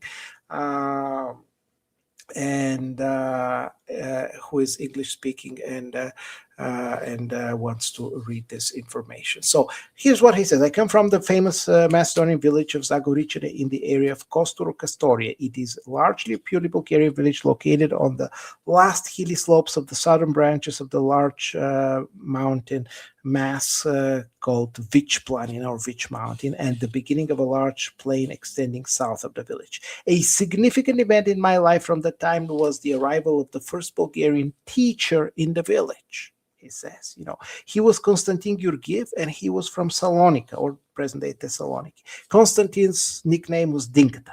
He had settled as a teacher in the Greek school, which was the only one that existed at that time. But he was above all an agitator. So you can see even in the Greek school, you have Bulgarian people with Bulgarian consciousness coming and operating in the village of Zagoricene. An apostle and Vasiliada, I think was present day's name, an apostle, and that is why from the very first days he gathered us together and asked us if we wanted to learn the Bulgarian alphabet. Our joyful readiness was boundless as soon as the instruction in Bulgarian started in the school. I remember well our schoolroom with a row of desks sprinkled with sand in which we wrote. So they didn't have paper to write, so they had sand, and they would write the alphabet with their fingers in the sand, However, the teacher Dinkata, that teacher named Dinkata, was not content with just teaching the children in our village, but toured the surrounding villages as an agitator. So this is why he's teaching them the alphabet. He's telling them this is how Bulgarian language exists, and you all are Bulgarians. So he's Bulgarifying them, brainwashing them. What is he brainwashing them from? The Greek alphabet and the Greek idea. That was the struggle of the national ideas, and very nicely depicted by, again, a left-wing leader of the Bulgarian Socialist Party and Socialist Worker Socialist movement, and in his biography. Then we continue with Blagoev. So this is the excerpt on the right that you will see that it is oftentimes shown in social media. I couldn't find the transcripts in from the Bulgarian parliament, but let's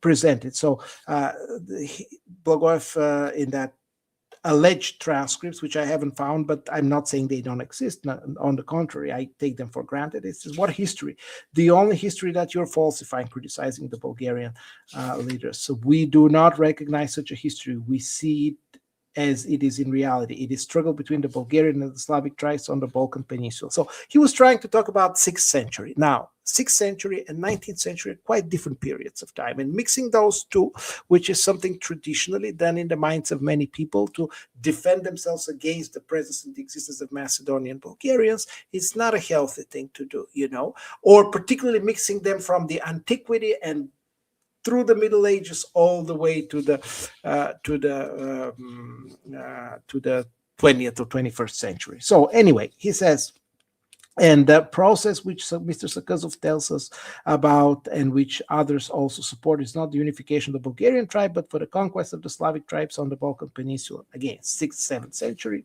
to the 9th century, who are massively moving to Byzantium, Asia Minor on the other hand, and are going south to Macedonia, in which the Slavic tribes have been preserved for a long time. Now, very nice account for what was happening in the 6th through the 9th century.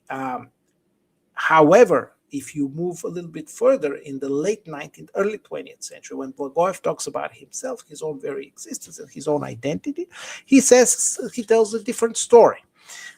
He says in several different accounts, when he encountered, whether it was when he studied in Russia, where he got his college degree, whether he was in Bulgaria, in Pazarchik, Tatar Pazarchik, it's the town of Pazarchik, or whether he was at other locations, here's what we find. So he accounts and tells his story. When he asked him, what is the last name of yours? So he said, what is it? Blagoev says, no, but there's no such saint in the Russian calendar. The Russians respond. So he says, I wanted to start laughing, but considering the circumstances, I refrained from the anger and answered him, because I am not Russian. I am Bulgarian. Oh, that's what it is. Well, then you're free to go. Goodbye. And then on another occasion, when he got off the train station in Pazarchik, Tatar Pazarchik, a Russian man approached me, a thin and short man, and asked me in Russian, are you Russian? No, I answered, I'm not Russian, I'm Bulgarian. I'm a student in Russia. And then we continue, and he says, on another occasion, because they knew that I was Bulgarian, the Kiev policemen decided that there are no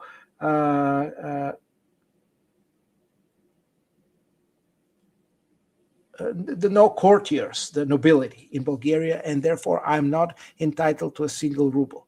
The elder came into the room and asked me, "You're Bulgarian, aren't you?" "Yes."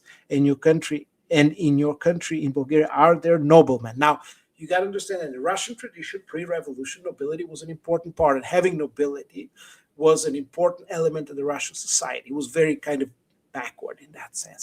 Bulgarian nobility was completely eradicated, even in Ottoman Macedonia. He says, of course, I told him, in our country, everyone is a nobleman. I think he overestimates that, but regardless, because in Bulgaria, everyone has a land and a yard, and everyone is an independent owner. He's trying to tell them Bulgarian society is far more progressive, and he was probably right about it. So here, I think we cleared his identity, and we're going to talk about his ideas about Macedonia. Now, he's not a member of the Macedonian Adrianople Revolutionary Organization or the MRO or the IMARO, but he's very critical of this organization. But he still feels Bulgarian. He just doesn't embrace the ideas of the organization. And he says the so-called Macedonian Adrianople Revolutionary Organization, after failing to liberate Macedonia through an uprising, the Ilinden uprising, and through the Chetnik movement, has recently adopted in the policy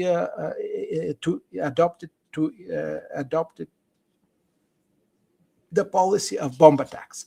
Bombs are placed on the markets of the cities inhabited by Bulgarians or in some government institution or a mosque. They catch fire, explode, and cause mischief or keep people who pass by or are around the place where the bomb exploded. The bombing policy is obviously intended to create anarchy in Macedonia, to provoke the Turks to commit atrocities against the Christian population, especially against the Bulgarian population, to massacre them. And indeed, the so-called consequence of the bombing policy of the so-called Macedonian Adrianople Revolutionary Organization was the last year's pogrom attack in the town of Štip. And now even more terrible pogrom and attack on the Bulgarian population in the town of Kočani. Today, so this is I think it was known as the Kočani affair and the Štip affair, or the Vinishka affair was later, but this was the same method used by 1912, leading into the Balkan War. So the IMRO was trying to set up bombs to say, oh, the situation is intolerable, get started the war, get the Turks out, and Dimitar Bulgakoff is critical of it. Today says when the bourgeoisie patriots have been crying out for the war, the idea of a Balkan Republic may seem ridiculous to them. However, as we shall see at different times, whatever fate of the Bulgarian Peninsula may attain, the idea of Balkan Republic will live on and prevail as the policy of the Balkan people. So it tells you a little bit that the idea of autonomy was not alien. In fact, was very fresh to him. And in 1912, he was critical of using violence to start the Balkan Wars, and instead was advocating of an autonomous Macedonia, which was again present at that time, and he was advocating it, but because criticizing the organization that was instituted these policies. Georgie, you want to add something about the Štip and the Kočani affairs? I would like to comment later on the speech of Blagojev in the Bulgarian parliament. Actually, I think it's a really important moment. But here is the thing, just one thing I will say now. It's obviously, Blagojev has on his interpretations on the political events, of the social processes, including the internal organization, from his Marxist perspective. So what we must have in mind is that his interpretation of the events at the time were based on the Marxist understanding of the historical process as a struggle between classes and the struggle of governing elites about dominance over resources, territory, population, etc., etc. So this perspective of class divide and class struggle was a basic tool to make interpretation on the politics on the Balkan countries, including the Bulgarian state, and the actions of the internal revolutionary organization, among which, by the way, there were also some Marxists. So it wasn't a homogenic organization, as you said. So what I think is important is in the moments when he was speaking about the self-determination of the people, about their identity, he was calling them clearly Bulgarians in Macedonia.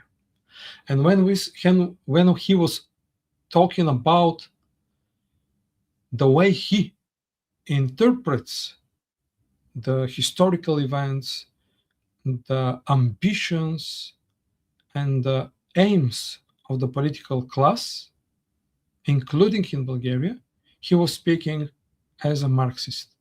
This is what I'm thinking. Maybe later you will say whether I'm right or not, what is close to what I see.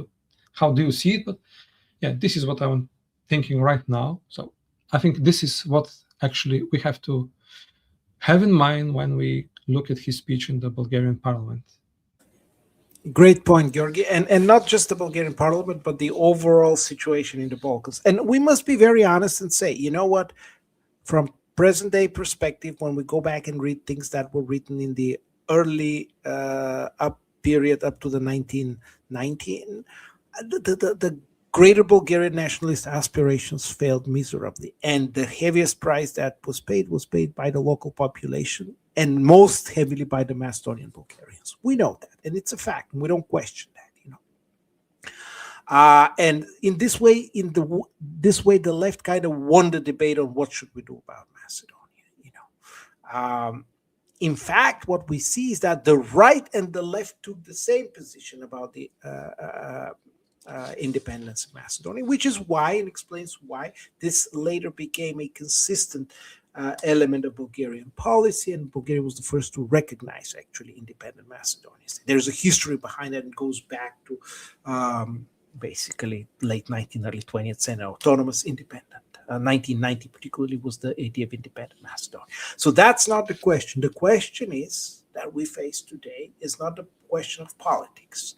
And it's very wrong to think that Bulgaria or the Bulgarian population or the Bulgarian political elites or political parties want to do the greater Bulgaria, the South Stefano Bulgaria take over. Hell no. Hell no. This is wrong, and this is just a lie, you know. There are individuals who say that and would think that, and that's fine. And one of them is this Kupeikin, Kostadinov, you know. But they're a tiny minority. It's never been, since the end of the Cold War, in any way, Bulgarian policy. What the problem we face today has nothing to do with the political establishment. What we have is that the denial of the existence of the Macedonian Bulgarian is an element that contributed to the building, the creation, the construction of the modern Macedonian nation state, you know. And that's why we're going back to the sources to show that this process happened and occurred, and it needs to find its due place in the Macedonian historiography and the broader public narrative, in the textbook, in the public space. And when it does that, then we think that it will also respect everyone's rights, and it will be consistent with not only the historical account, but also with the European values and with the respect for the rights of self-identification of all individuals in the region. So that's how things are connected. So going back to Blagoev, what we have to say is that he published a brochure, The New Tide, 1912, in the Journal for Social Democracy, which is bi-weekly publication of the Bulgarian Social Democrats. And he says, but the Bulgarian bourgeoisie especially succumbed to this pernicious policy. So a pernicious policy, talking about the policy of national expansion. It was they who pushed the Young Turk Party along the path of villainous extermination policy. The bomb attacks, such as those in Stip and Kocheni, came to give grounds for this Turkish villainous policy toward the Bulgarians in Macedonia. So and you got to understand the context in which he says that. So Ivanov wanted to agitate the public to get the war started. So it blows the bombs in Kocheni and Stip, and then the war started. But then Blagoev says that was wrong, because what it did is it caused a repression on the local population in Kocheni and Stip, and the local population, much of which could barely live under the oppression of the Young Turks, fled into Bulgaria, which leading to the depopulation. So first they suffered from the response by the Ottoman, the Young Turk authorities, and second they fled and depopulated Macedonia. And that's true. All of this critique is, looking from today's perspective, justified. These are the hot heads of the Ivanov and the decisions that they've made. I don't want to sound like a communist in any way, or socialist or social democrat, because I don't share this policy. But a lot of the criticism that these people come on this question are actually not completely unjustified. And much of the creation that we have, much of the problems that we face today are also originate back in that time. What does the Macedonian, doesn't mean that undermines the sacrifice and the role that Ivanov has had. Ivanov's role, and it's always been tremendous, and then we cannot undermine it. But, from the perspective, was it tactically justified? Well, what does Macedonian Adrianople Revolutionary Organization actually want to achieve by provoking the Turks to barbaric outrages to the mass extinction of the Bulgarians? It is obviously that it seeks in this way to provoke the intervention of the Europe in Turkey, or to force Bulgaria into war with for the liberation of Macedonia. However, the question arises as to whether such a provocative policy can drive an intervention by Europe, what kind of intervention it can provoke, and whether Bulgaria can declare war on Turkey for the liberation of Macedonia. It's all very good questions, Now, in 1912, things played out differently. And then one more excerpt from Dmitry Blagoev, who talks about Macedonian Bulgarians in his books called Contribution to the History of Socialism in Bulgaria. He talks about the nationalist movement, in particular the Macedonian movement. He says the Russo-Turkish War did not fully bring what the Bulgarian patriot expected from it. They waited for a liberation war that would liberate the whole of Bulgaria. However, it brought a fragmented Bulgaria instead. The Macedonian Bulgarians remained under Turkish rule, which is why for them the liberation of Bulgaria is no holiday at all. In fact, it's a tragic day, because they were excluded from that process. And the liberated parts, southern and northern Bulgaria, were divided into two separate states, placed two completely different positions. The disintegration of all of Bulgaria also placed the liberated parts in unfavorable conditions for the development of their productive forces, without talking about the part that remained under Turkey. So again, if you build a large unified state, of course, economically you're going to be better off because it's a larger market. Now, once you have a fragmented market with borders and customs and everything, that actually really, he says, is an impediment for growth and development. Therefore, from the very beginning, and for a Marxist, communist, Marxist and left-wing thinking, this is important. Therefore, from the very beginning after the liberation, the nationalist movement was born in the name of a whole or San Stefano Bulgaria, or in the name of the nationalistas. That's true. There was that sentiment, The liberate parts of Bulgaria attracted an increasing number of Macedonian immigrants who were looking for employment and well-being in them. Regardless, as we know, and from Shatev's and from other accounts, Bulgarian, the principality was much more developed, much more advanced, because people enjoyed not only political but also lots of economic freedom that people in Macedonia, in Ottoman Macedonia, did not enjoy, and that's a fact, So the liberate parts of Bulgaria attracted an increased number of Macedonians who were looking for employment and well-being in them. However, the increasing Macedonian immigration was not in the interest of the emerging petty bourgeoisie. And so he continues with his analysis there, which goes along the line of social relationship, which were not interested, because that's not the subject of the presentation. Blagoev also talks that the interests of Macedonian Bulgarians are not reduced to the creation of a Bulgarian state, but to the social political liberation in the union with the other nationalities of the Balkans. He says Macedonian Bulgarians are the most progressive part of the region's population. There, together with the Albanians, Greeks, and Turks, must lead the struggle for democracy. That was in his collected work published by Bulgarian Academy of Sciences. And then he says, we, the Bulgarian socialists, cannot allow the Macedonian Bulgarians to be used as a tool of great Bulgarian bourgeoisie. Again. Georgi, do you have anything else to add to that before we move to Georgi Dimitrov, the beloved leader for some of our friends, in North Macedonia? Well, when we speak about bourgeoisie, imperialism, chauvinism, obviously the way Blagoev makes his interpretation of everything that was happening in the politics of the Bulgarian state, of the rest of the Balkan states, of the great powers, was based on this. I think this is what we have to have in mind. I will not repeat myself again, but it's really important. He was left-wing. He had different way of analyzing the history, the evolution of the human society, but his perception on the Slavic-speaking people of Macedonia was as Macedonian Bulgarians. At least during that period, Yep. up until the end of the First World War, 1919, 1920, 25, and I think I got to check when he died, but he wasn't particularly 20 something. It was before the so-called September uprising. It was September uprising. That's right. And it was clearly that throughout his life, he attested for the presence and for the evidence of he provided, if nothing else, ample evidence for the existence of this group of people. This identity and this group of self-identification. Let's go to Georgi Dimitrov, because Georgi Dimitrov. Short note, underline, take your breath and drink of water. His son-in-law, by the way, was one of the guys who made this terrorist act at the church of Sveta Nedelya, Saint Nedelya. Kosta Yankov was his son-in-law.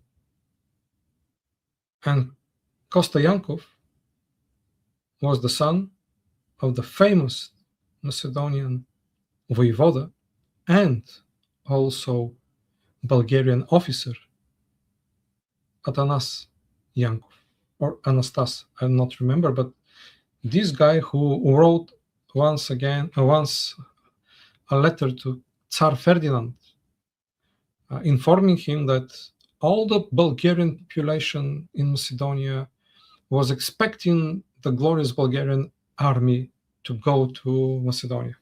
This Colonel Yankov from the Bulgarian army, who was also born in Zagoričane, the Kostur area. There's also a song about Colonel Yankov. Yeah, he was a famous person and very impressive physically. So the son of Colonel Yankov and the daughter of Dimitar Blagoev married. And it happened that actually Kosta Yankov, one of these communist terrorists, which blew up the church Saint Nedelya in 1929. Unfortunately, history has so many mixed things. So many. Well, the Church of Holy Sunday, yes, but Georgi, the important thing was this has happened after the First World War, when the younger generation shifted to the left, and you saw that in Bulgaria. We see that in Macedonia, and that made the left wing much more powerful. And in response to that, some moved on the right side, moved to the far right, and that created extreme polarization. The center shrunk, the left became much more powerful as an alternative. And then the left became much more powerful. And so the right became some of the right, much more extreme. And that's where the fascist and the communist ideas started clashing and colliding and the violence, of course, leading to a tremendous violence. Let's go. So Georgi Dimitrov, let's go to Georgi Dimitrov, beloved hero for many of our friends, who, of course, in the myth making of the Macedonian historiography, was the first and the only one to recognize the ethnic Macedonians. Yes, well, he did that, and he did that when the Macedonian state within the Yugoslav Federation, I should say, federal unit was created. But in the process of recognizing it, he has never said that he has recognized a millennial or multi-century identity, rather as a new national identity. And to attest for the fact that he recognized a new national identity, new emerging national identity, of course, a new based on some foundation, the regional feeling, togetherness of all the people, is the fact that in 1914, in June, he gave a speech in the parliament. And in that speech in the parliament, again, he talked clearly about the Bulgarian element in Macedonia, or the Macedono-Bulgarians. Georgi Dimitrov, the same guy who later recognized, of course, Macedonian, separate or distinct Macedonian identity. And this is called a speech against the prosecution of workers of foreign nationality, which was delivered in National Assembly on June 14, 1914. Recently, he says, many Serbian workers working. Gosha, can you bring me that? Because I don't have it printed with me. Yes, recently, many Serbian workers working in factories, mines, quarries, and other enterprises have been subjected to similar persecution by our police. Such was the case with the 11 coal workers at the Roman station, the station of the town of Roman, for whom we sent timely complaints to the Minister of the Interior, and he agreed to let them stay and work here. Based on the information that we have, it appears that the persecution of Serbian workers in our country is not systematically organized as a response to the persecution of the Bulgarian element in Macedonia. And then the text says there's an objection and murmuring from the right and the right-wing center, because in the Bulgarian parliament, the left-wing parties sit on the left side of the spectrum. The center is sort of centrist, and the right wing. So center and the right, you know that this is center and right wing ideologically parties. Also, they were murmuring, because he's trying to defend these foreign workers. And then Velchev says, shame on you, you too are a Bulgarian. And he says, from the podium speaking, we have the right to ask questions. First, listen, be patient a little. Gentlemen, members of the parliament, we have enough information drawn from the most accurate sources about the brutal prosecution of the Bulgarian element in Serbian Macedonia. That's far Macedonia. We, the Bulgarian socialists, have responded to the greatest indignation to all these persecutions of the Bulgarians in Macedonia. And these are our comrades, social democrats. These are the Serbian organized workers who are the most energetically fighting against the Serbian official authorities, against the persecution of the Bulgarians. Now, that's in 1914. We know that relationship between the left wing, in Serbian left wing, and the Macedonian Bulgarians continued even after the First World War. And even Todor Alexander, who's a right winger, gave an instruction for the people to vote for the socialists after the elections after the First World War. So the right winger would say, why? Because they were the only ones who were providing and extending some support for that population. And so he continues, in the Serbian assembly, the two democratic MPs, who are the only resolute and open opponents of the prosecution of the Bulgarian element in Macedonia, too often face similar Bulgarian instruments. Bulgaria has paid you. So because he's accused in the parliament that by defending the rights of the Serbs, you're paid by the Serbs. He says, like, yeah, but we hear exactly the same thing for our partners, the Serbian socialists, who in the Skupština are being accused that they have paid. This is the language that you are using now. Georgi Dimitrov then continues. These Serbian workers who are now working in Bulgaria are peaceful and decent citizens, having nothing to do with the policy of the Serbian official authorities against the Bulgarian element in Macedonia. Georgi Dimitrov, Bulgarian element in Macedonia. So does that mean that in 1914, Georgi Dimitrov was the denialist of the separate individual Macedonian national identity? The same guy who later recognized it. And when he later recognized it, did he really recognize a multi-age millennial identity that Prime Minister Mickoski claims today? No. You have to read in context, and read the whole text, not reinvent stories, because those stories invented and reinvented that depart from reality not only create bad relations with neighbors, but they're actually the ones that are eroding the national identity. The wrong stories. Stick to the story, stick to the facts. So he says that again. Let's see it. The Serbian workers who are now working in Bulgaria are peaceful and decent citizens, having nothing to do with the policy of the Serbian official authorities against the Bulgarian element in Macedonia, and are being persecuted today in response to Serbia's policy in Macedonia. He's critical of that they're being persecuted for that reason. This is the installation of a dangerous chauvinism in our country. This is the fanning of a chauvinist passions between two fraternal peoples. And I would actually 100% agree with that. And then another statement that he says in his speech that he gave from the Balkan Communist Federation in the 1930s, he says the Bulgarian bourgeoisie uses the suffering of the Macedonian Bulgarians to pursue a chauvinist policy. You see some of that in Hadjidimov's writings. You see some of that in Blagoev's writings and in Vlahov's, all of which who are left. They're criticizing their political opponents, that they're using a nationalist chauvinist policy that actually hurts the Macedonian Bulgarians. Honestly, I think people like Kosti Kopeikin today and other right-wingers who are insisting on a right-wing extremist policy on Macedonia are also hurting the Bulgarian element in Macedonia and are hurting our bilateral relations. And that's why I've been very critical. But that does not make me in any way a communist, a socialist, or leftist, which I am absolutely not, in no way. But I cannot agree with something that makes sense, and it's a common sense policy, And yes, that's exactly right, Kamen. Goshu Tarabata is a descendant of the refugees from Macedonia. And while he did not declare himself as a Macedonian, he decided to, he still agreed to have this policy of population censuses in the period Macedonia 46-56, when after even his death continued to for folks to declare themselves as Macedonians. Now, it's very interesting. Georgi Madolev, who was the leader of the regional communist party in the period Macedonia, has a wonderful video made by the current director of the Bulgarian National Television, Milena Milutinova, who got to interview him when he was alive. I think he's now passed away. He has now passed away some 20, 30 years ago. So she asked him and interviewed him and said, so what about the population census of 1946? How did you do it? He said, well, I and Georgi Dimitrov met and we made a decision.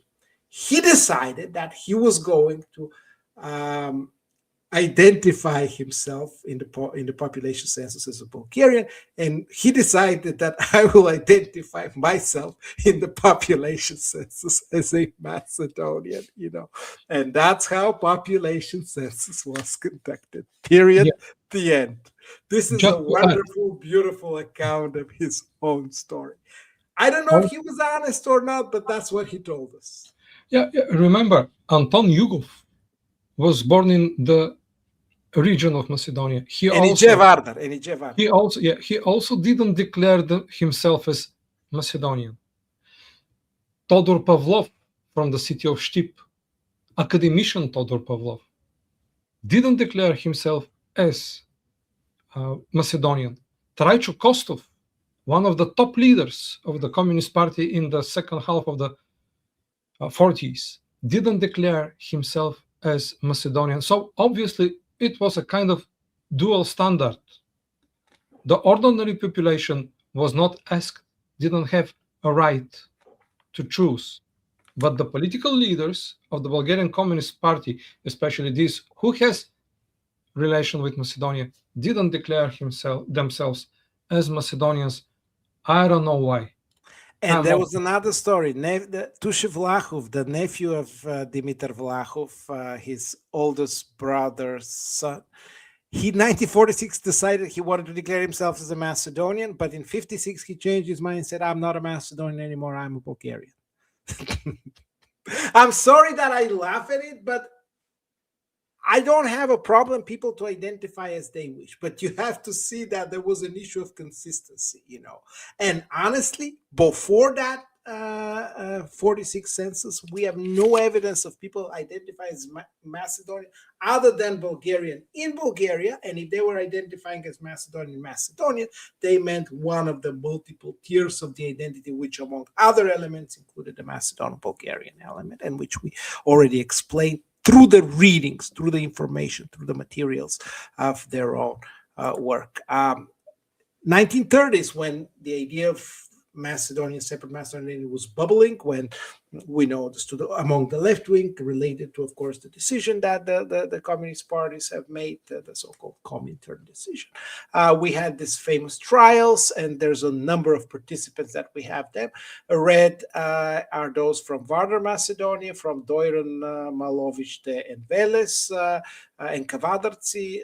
The red are those from Pirin Macedonia, Nevrokopi, Yakuruda, and Yakuruda. There was one guy who was from Bulgaria proper, from the Drianovo region, and then there were a couple from Griva, from Dolno Tudoraki, and from Niđe Vardar, from Aegean Macedonia. And so it's very interesting. Those from Pirin Macedonia had actually all of them declared as Macedonians, Those of Vardar Macedonia have declared them 3 Macedonians and 2 Bulgarians, and those of Aegean Macedonia, 2 Macedonians and 1 Bulgarian. The Vardar Macedonia is 3-3. 3 Macedonians, Dojran, Malovište, and Veles, there were Macedonians, but then in Veles, and Kavadarci again, there were Bulgarians. What does that tell you? It's a new identity. They get to choose how they want to identify.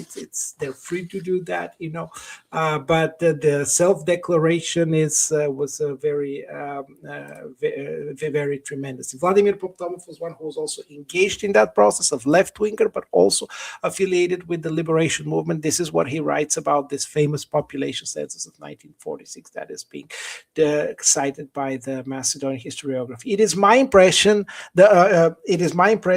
My impression is that things are not going well in the area.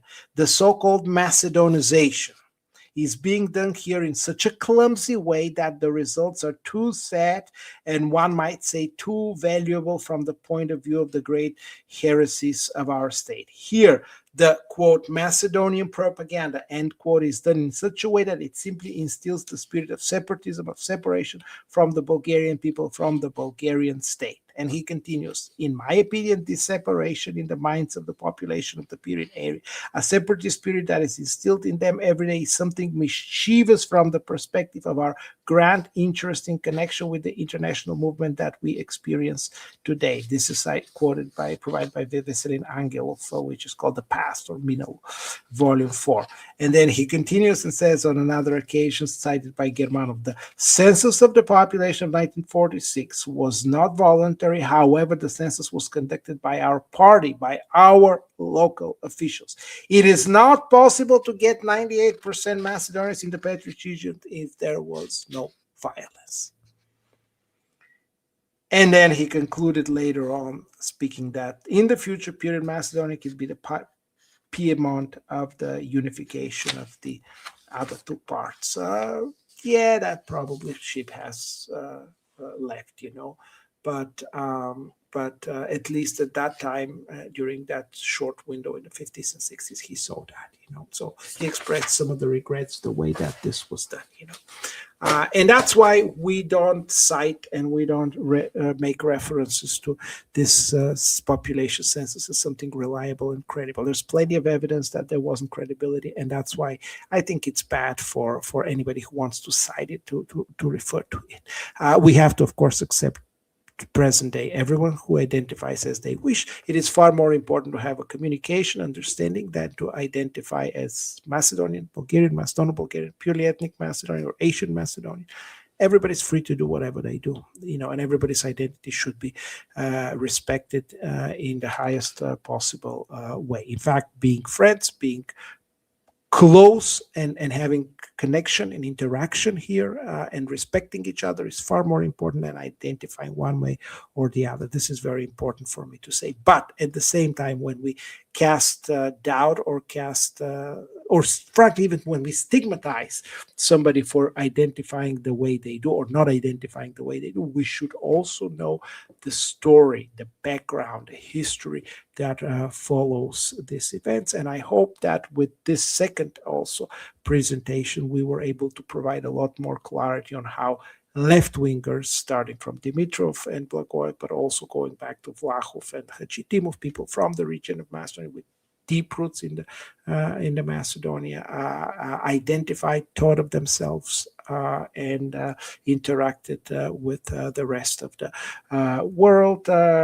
Georgi, do you have any other thoughts or any other comments? We will put down in the description, I should say two more things, in the links to these two presentations and to the Macedonian Tribune. And we have prepared for everyone another third episode that is going to go back to the Ilinden Times, and we're going to read the original articles from the New York Times. We're going to familiarize ourselves, yes, but we will also look into in English, something that we've already done in Bulgarian, Macedonian, the readings of the founders of the IMRO and some of the most important revolutionaries of that period. So we'll take again a trip back to time with a specific group of people, but we'll do it in the context of the Ilinden uprising. So stay tuned, for those who are interested to learn more in a video format about their history and their past. Well, it's a great presentation. I wonder whether there is another one more slide or no. I'm not remembering. I think the remaining two slides are basically some of the sources here, and I don't know why they're misaligned again.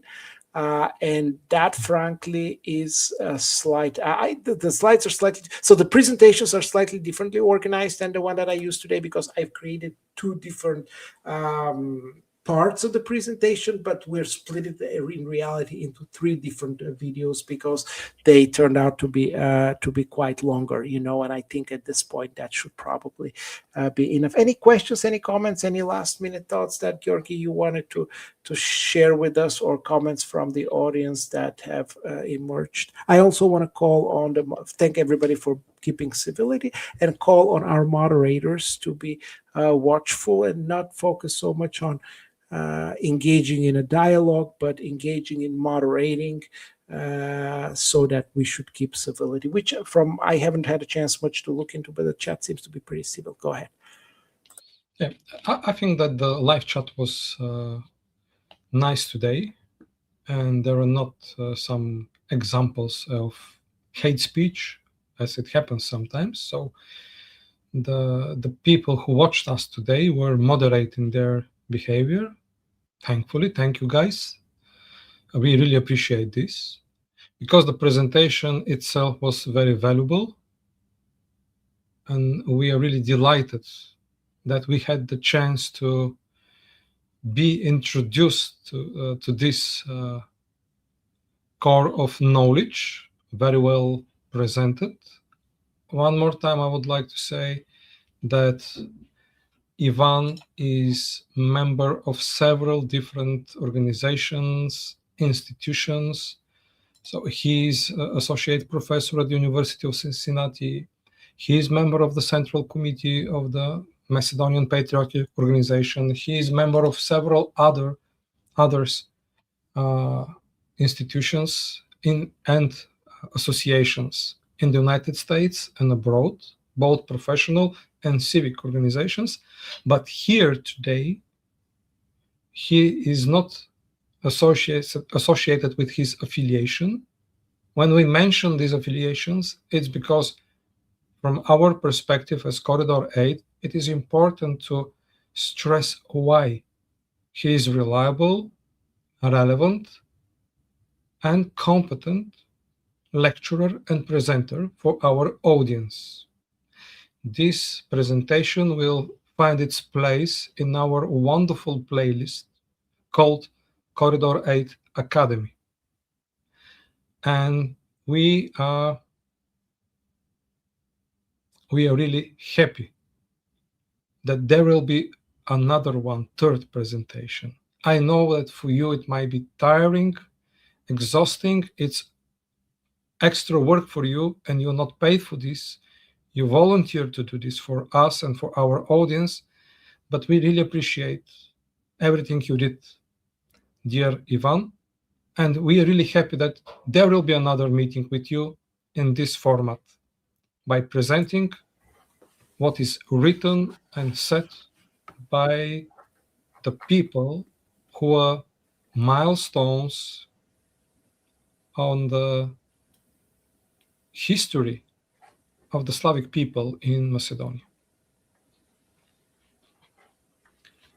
All righty. Well, and we hope to have many more meetings. Spaso had another idea, wonderful. At one point, he wanted to have all kind of members of the community meeting, sort of like an open kind of audience meeting with members of the audience and stuff like this. So probably something we'll talk about. I mean, you as the main person behind the corridor, along with Atanas, can think about it. So they're all good ideas, and we will have more of these ideas in the future, both in our own languages, Bulgarian, Macedonian, but also maybe some in English as well. Thank you very much, Georgi, for the opportunity, and best of luck to our viewers. And I wish them all the best and a wonderful evening. Thank you. And dear friends, stay with us and with our future episodes. We are impatient to inform you that on Friday evening we will discuss the phenomenon Bangaranga, not the song itself, but the social, cultural, political implications on the Eurovision contest and everything related to the context and the podtext around this contest. And on Sunday, the 24th of May, we will make our regular episode about the Cyrillic alphabet, our letters, our cultural heritage, and many other things from the history of medieval Bulgaria, our common history of the people and nations on the contemporary Republic of Bulgaria and Republic of North Macedonia. Stay with us. The best is waiting for you.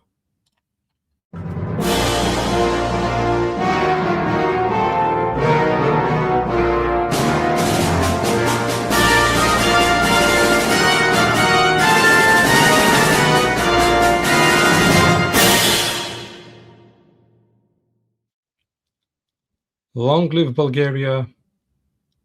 Long live Macedonia. Glory to Ukraine.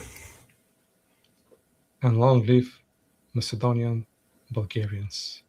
Thank you, Georgi.